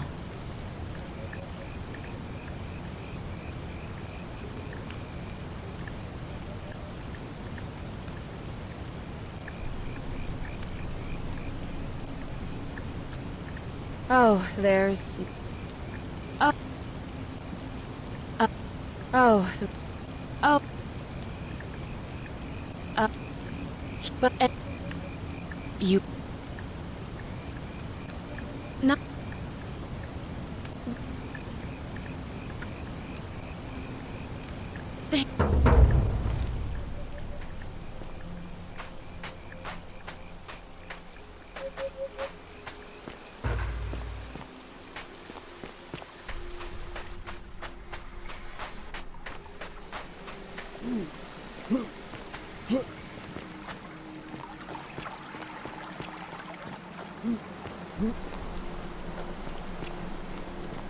If you're reading this, it means I've discovered the entrance to an ancient Roman city hidden deep underground. Its existence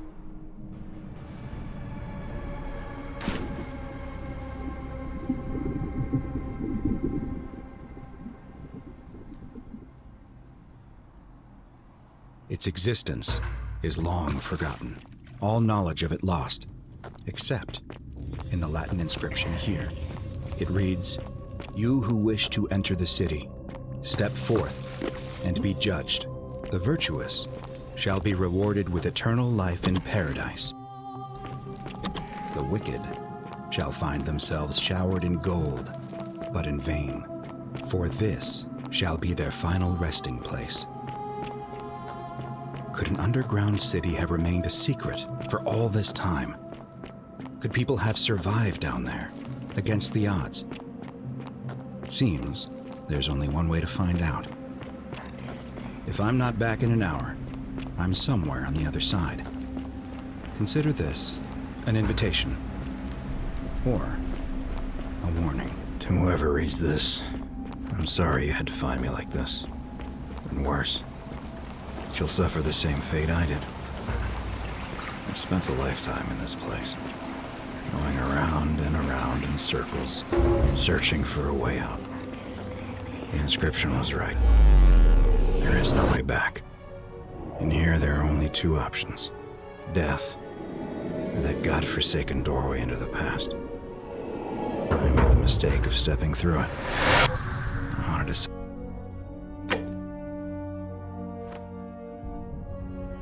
set things right.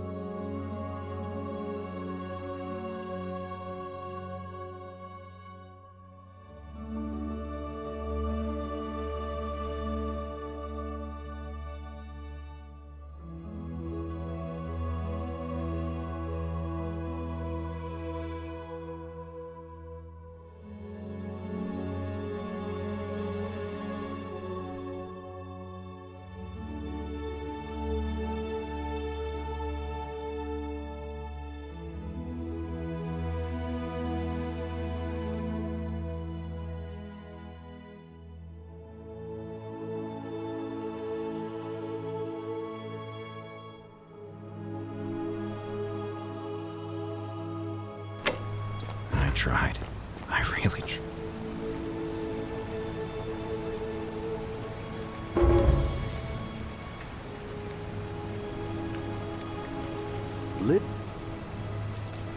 Follow me. When I first arrived, I could...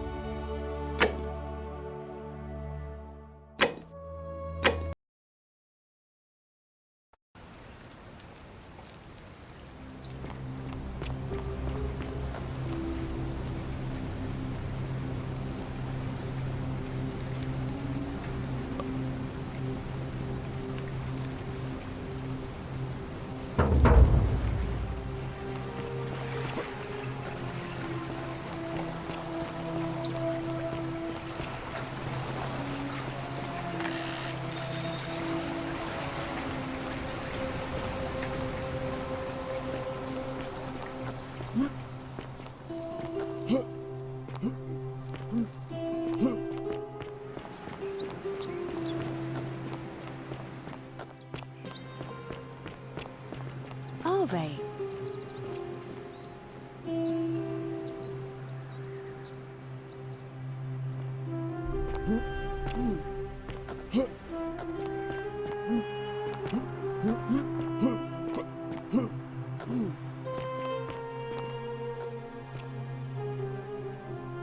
Name's Rufius.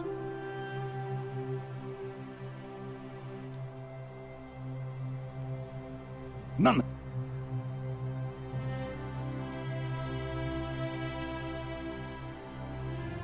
Whatever.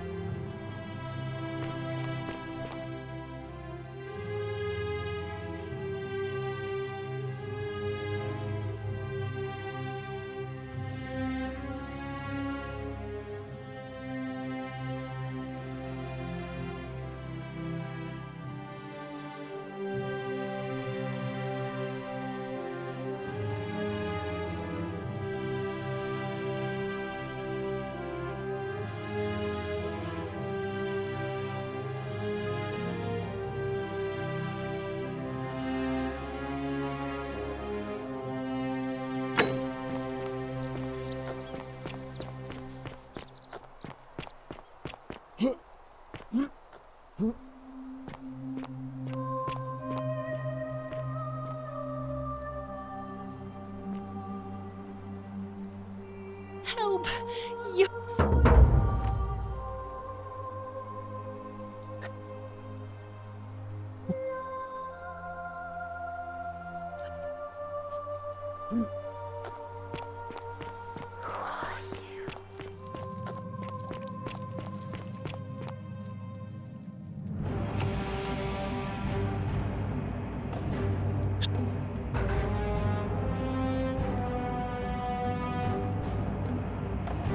Thank you.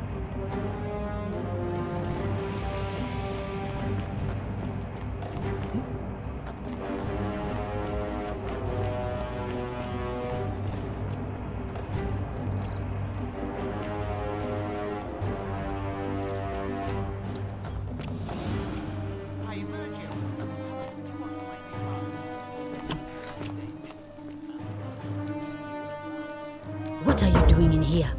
Can't you see this woman is dying? She's been poisoned. She needs the resin of a plant called Silphium, but that Kulas Kubul...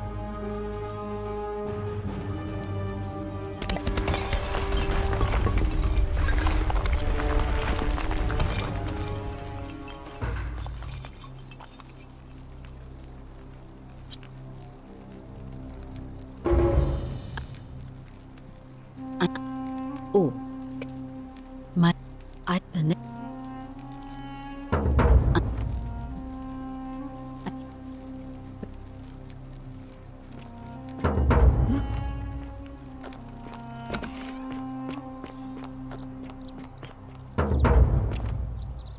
You...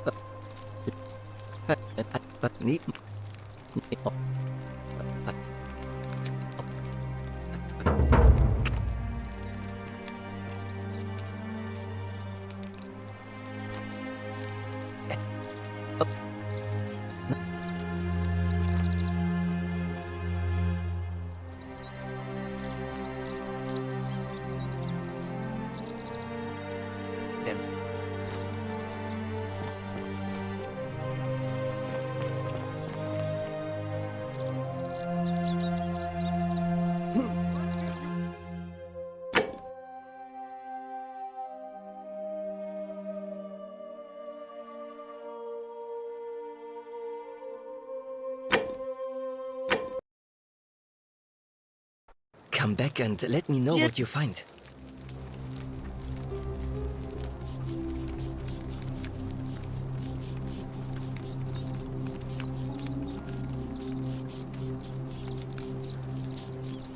Salve. Oh.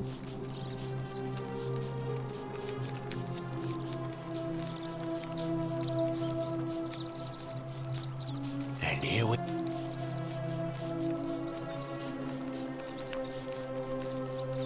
Now I've got an... Ah, a fellow traveler from a faraway land.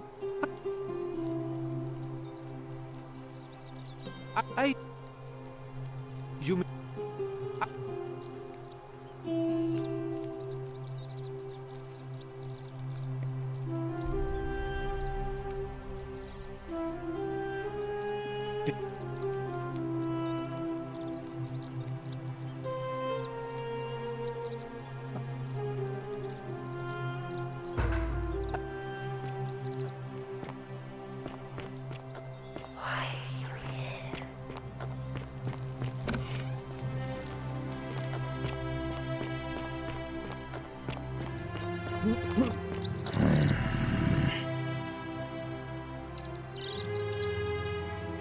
If we...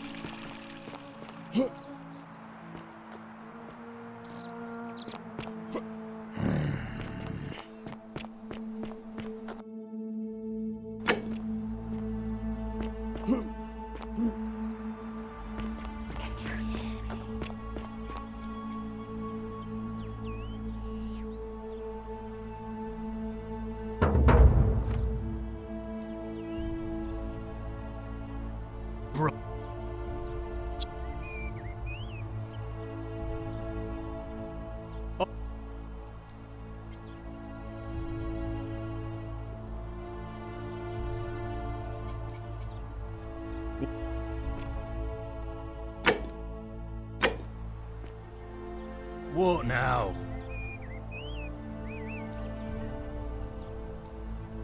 Yeah? What have you got for me? I can just make it good. If you set one...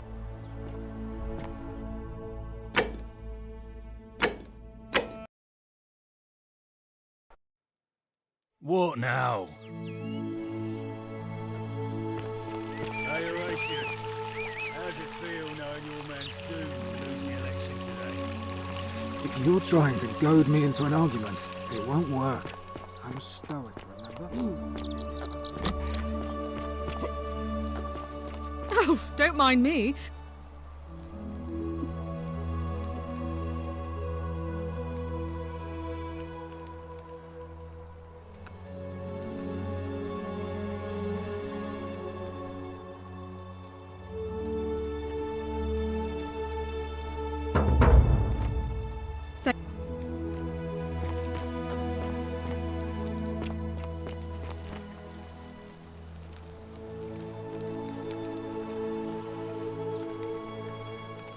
Anne, I...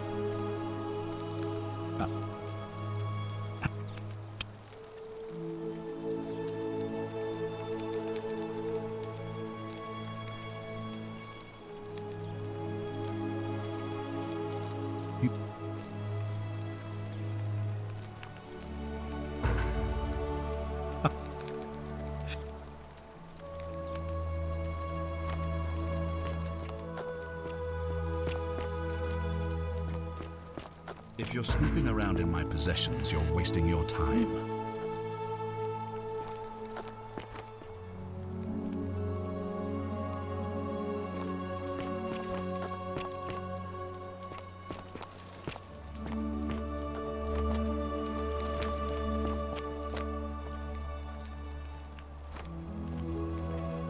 That's my room. Leave. Fear is proof of a degenerate mind.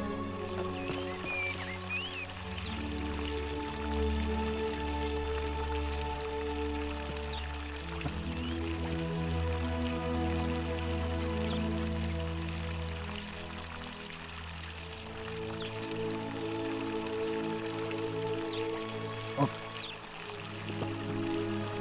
what?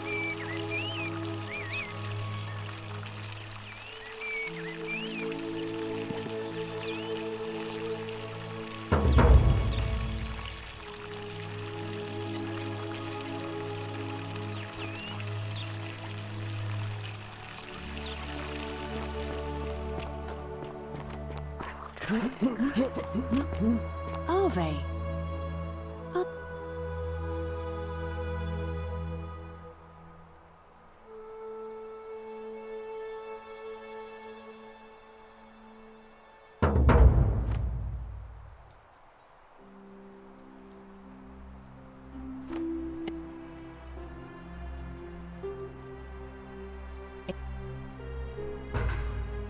Certainly.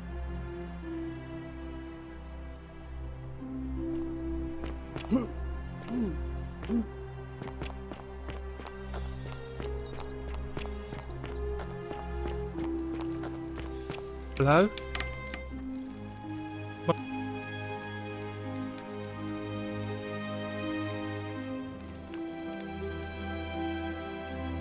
What does it say? No.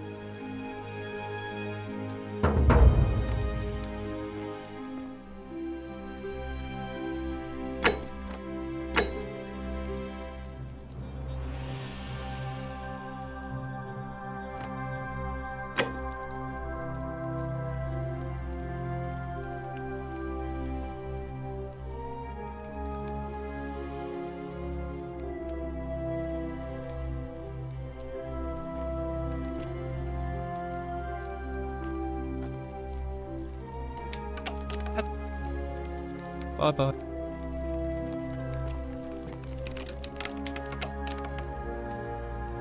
Bye-bye.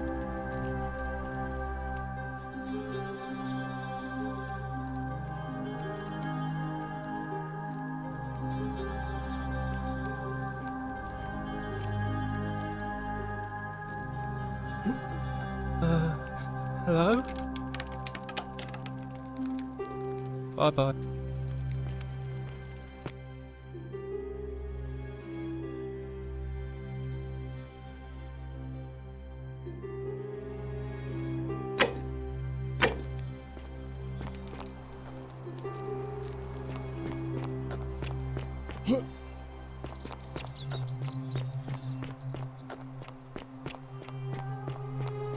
Ove.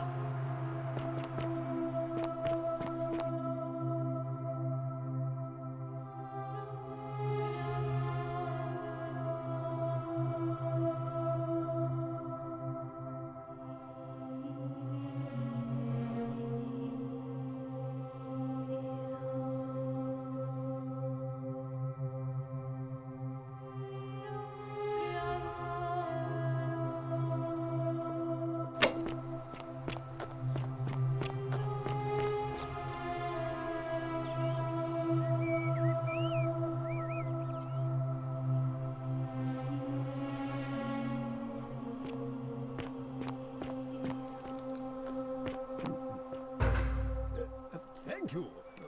Thank you. I am delighted and deeply honored to have... Domitius doesn't usually...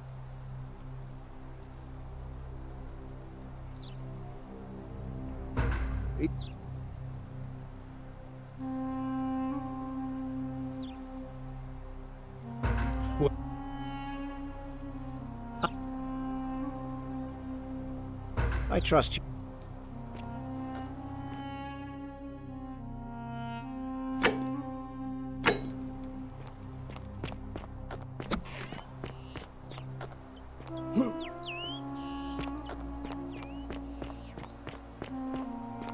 Boy! How did you get On your best behavior, I trust.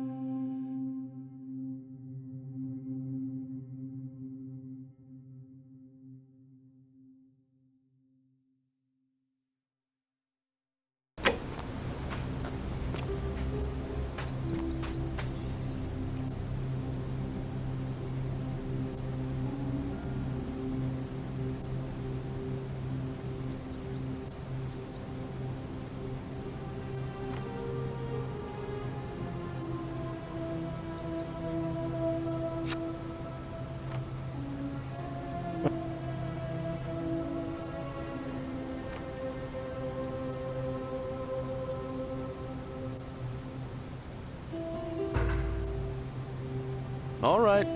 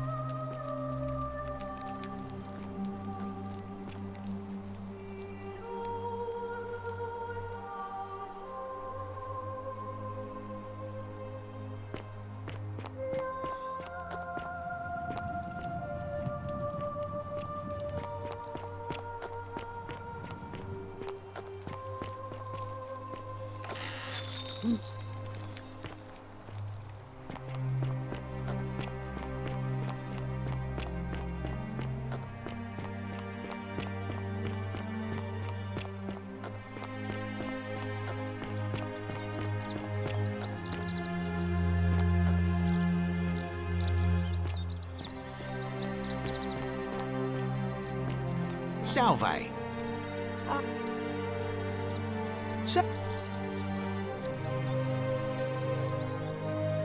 Oh.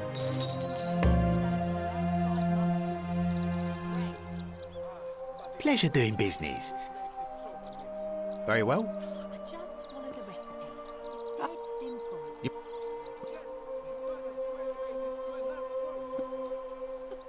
old flatterer. What are you like?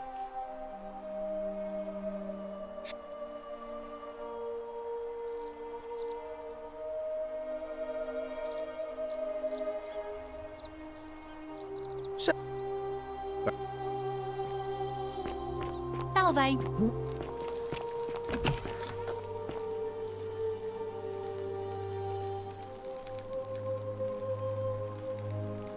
Thank you. I'm really glad you arrived when you did.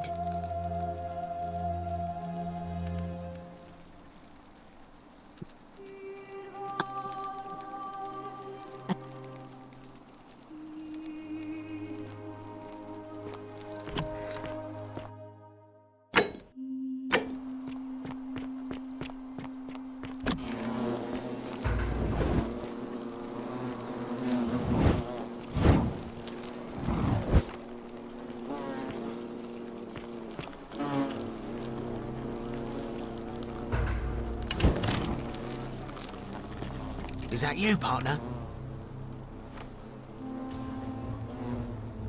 It's on.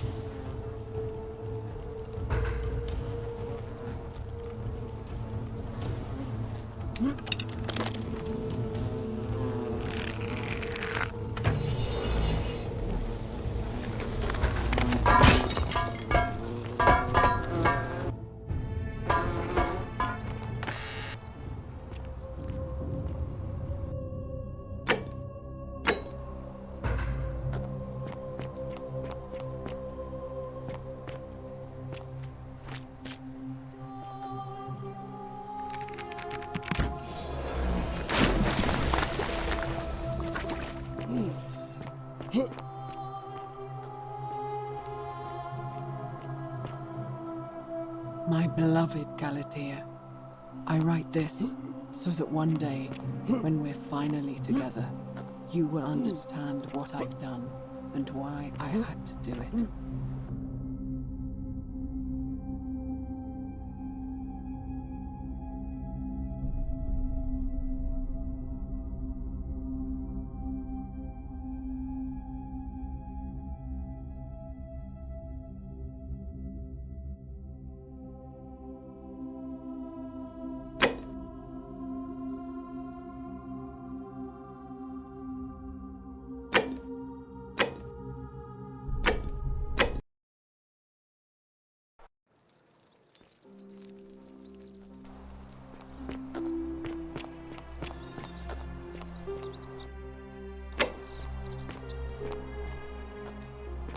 How'd you do?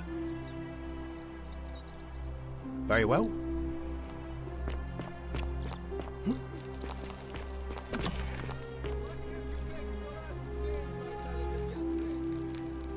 thing I made every day for the last 5 months, Georgie. Bread.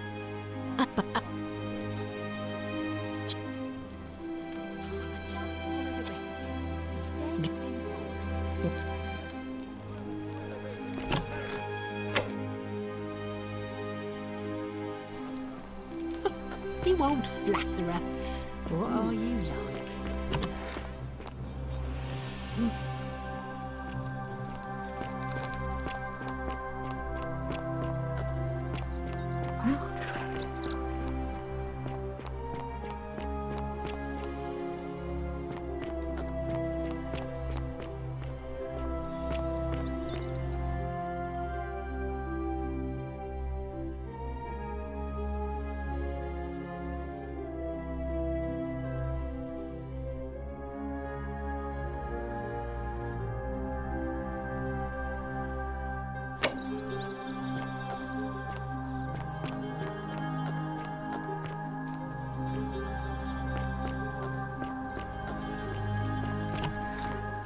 May Apollo keep you safe.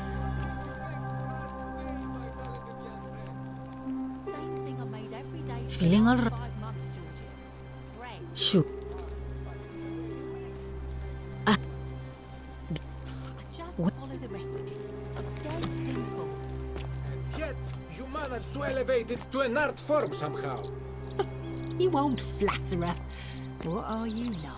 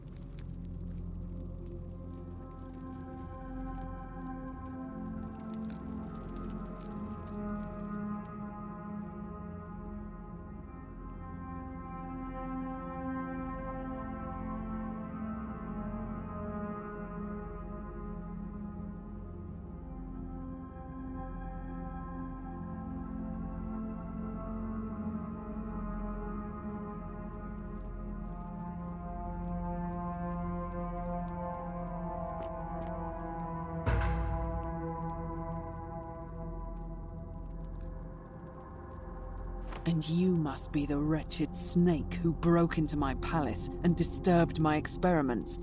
And, worst of all, look at what you made me do to her. This never would have happened if you just stayed away. You're going to pay for that.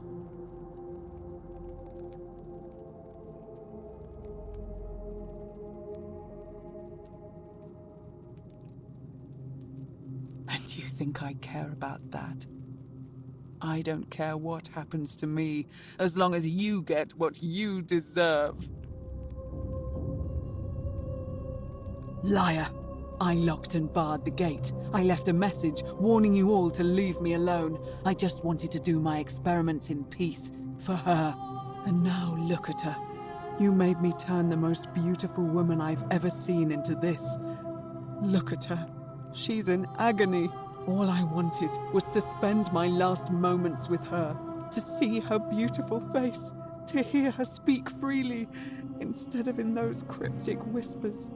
But as soon as I began my work, she stopped whispering to me. And now I discover she started whispering to you instead. What's so special about you?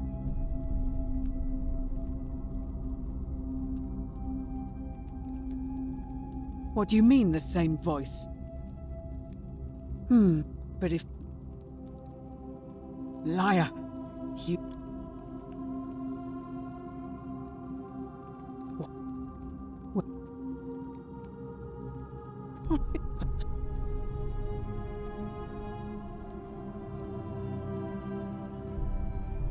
It's...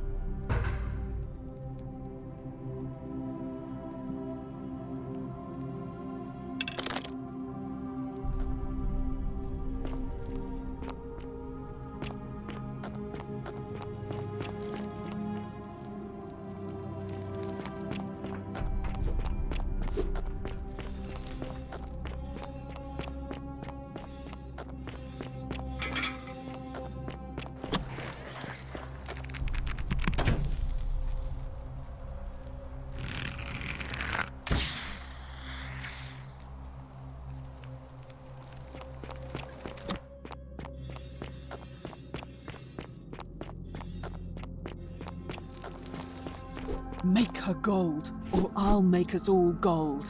At least we'll all be gold.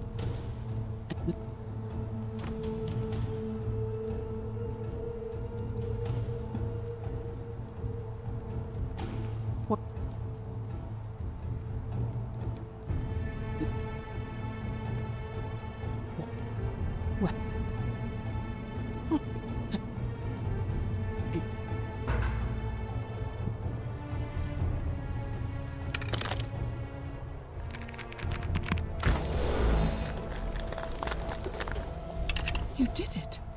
You... In the... Now.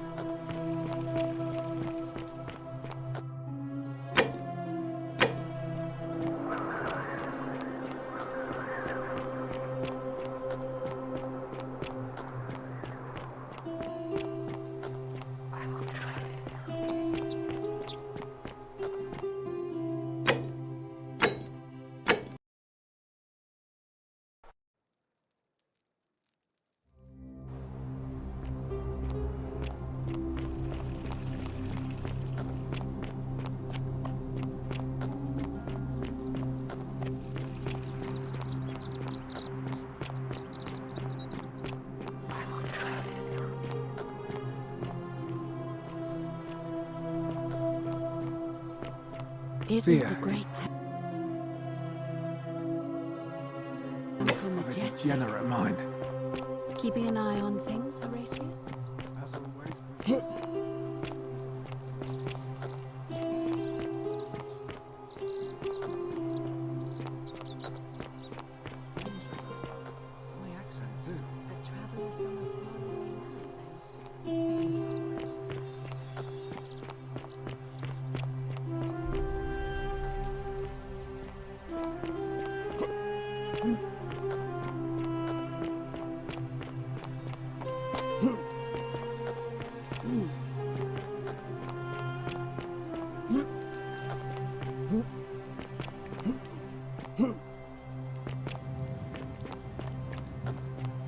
Cerberus lifts his triple head and lets out his threefold braying. Livia, would you stop muttering like Medea over a cauldron? You'll scare away my customers. They follow their trades, imitating their previous lives, but they are ignorant. Listen, you're in a world of your own.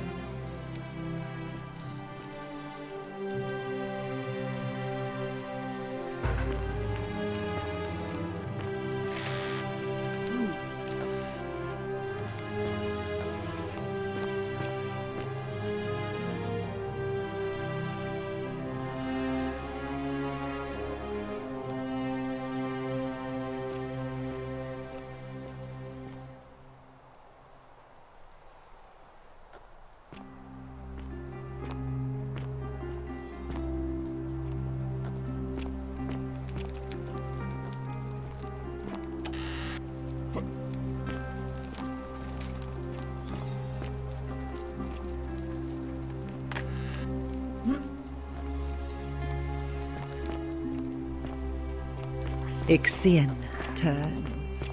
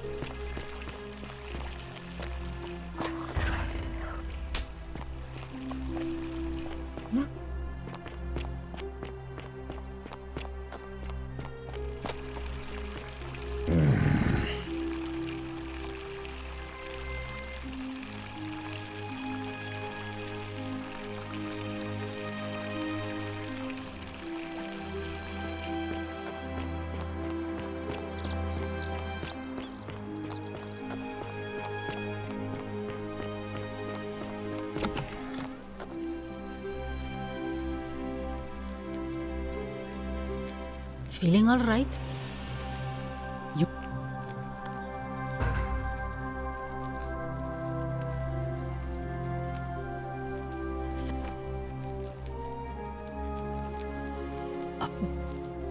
But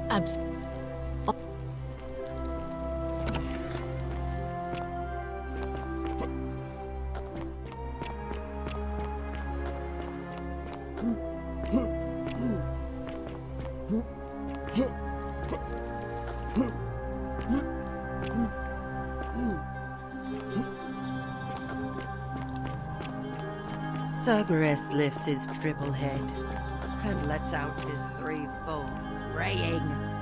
Livia, would you stop muttering like Medea over a cauldron? You'll scare away my customers.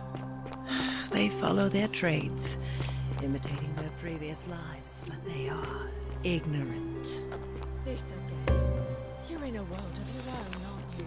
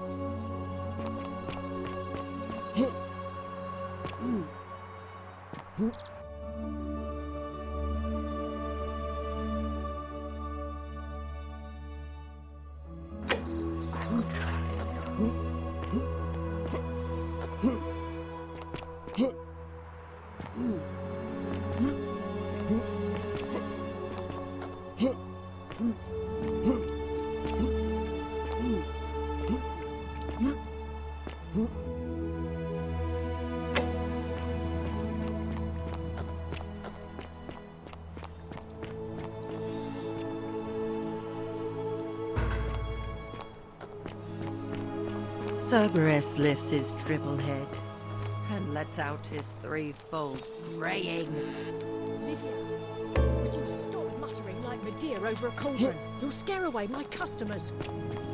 They follow their trades.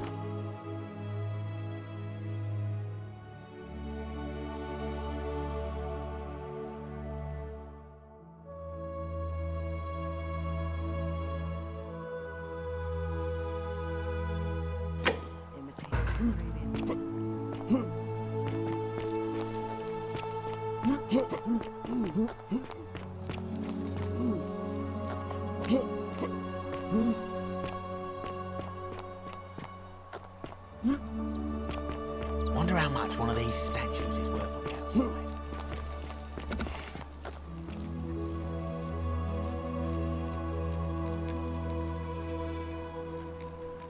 You...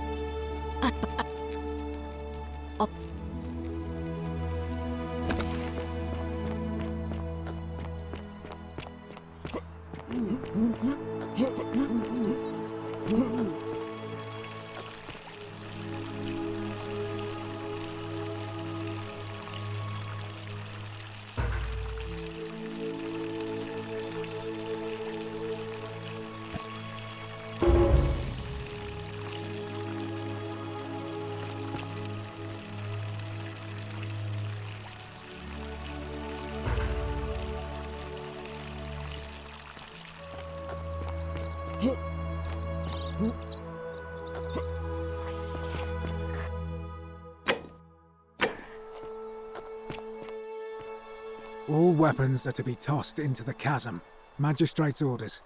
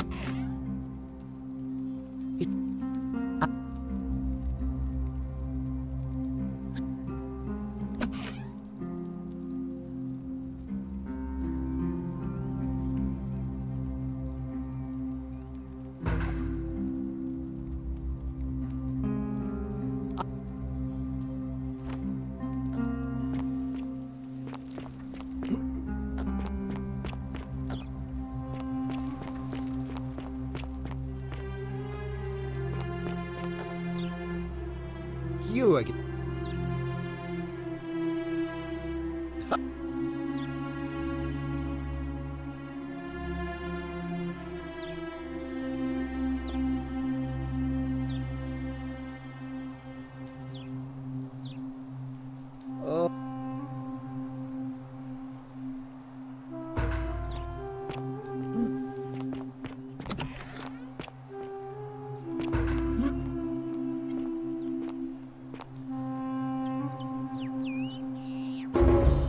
Ulpius, are you listening? Yes, sir.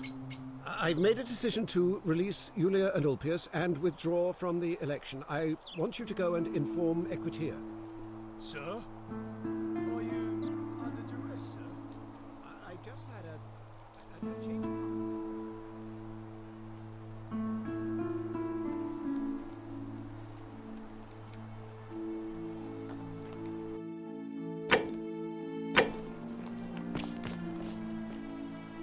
Salve, Fred.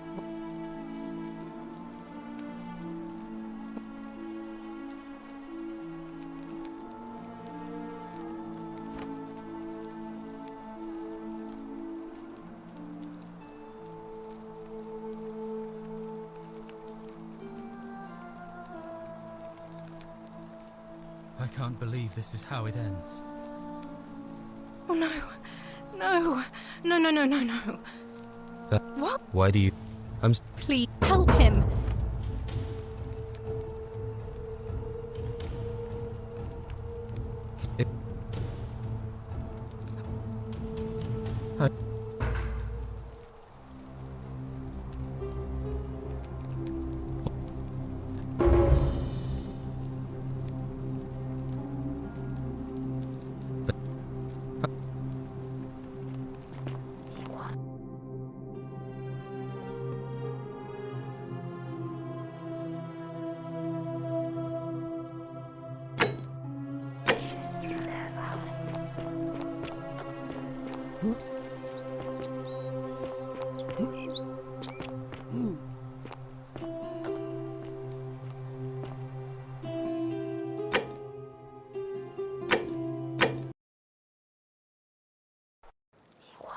Isn't this temple imposing? I'm glad somebody had the good sense to seal it shut.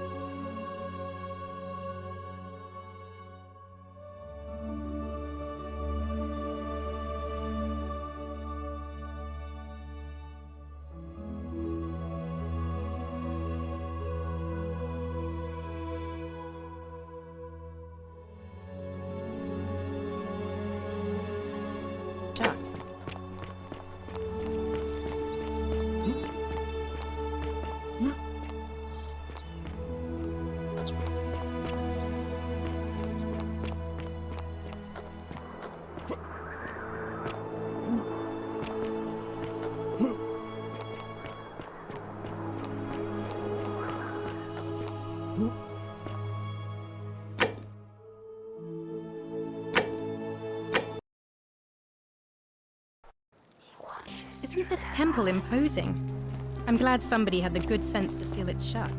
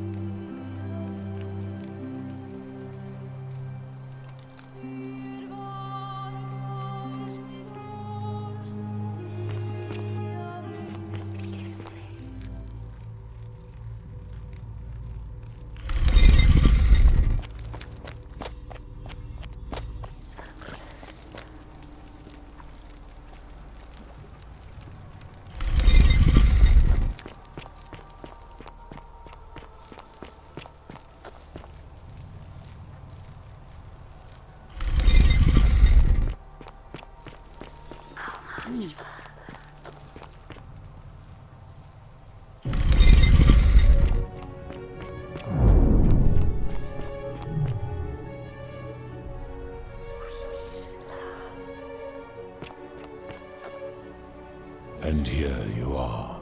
Allow me to introduce myself. As you have already gathered, I've been known by many names. Nergal to the Sumerians, Osiris to the Egyptians.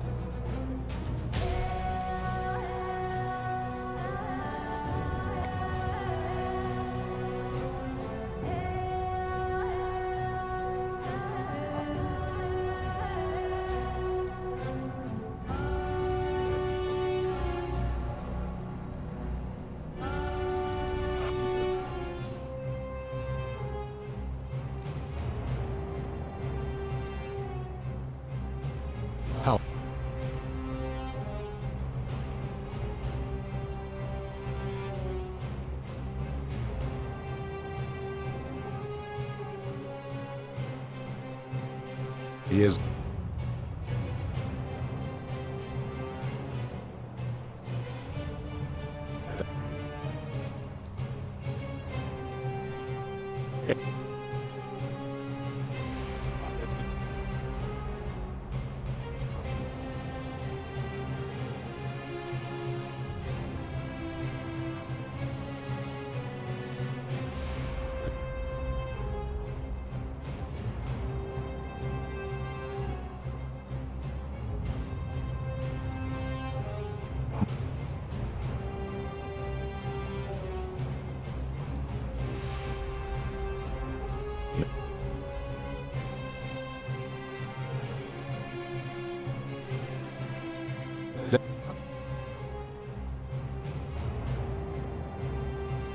Wait.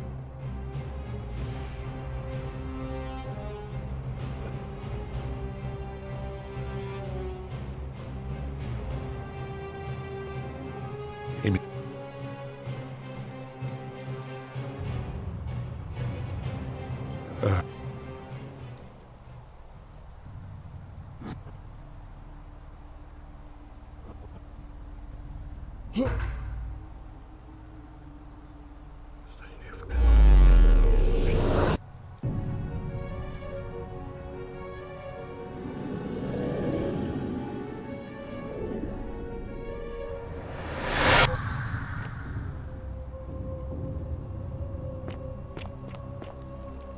Oh.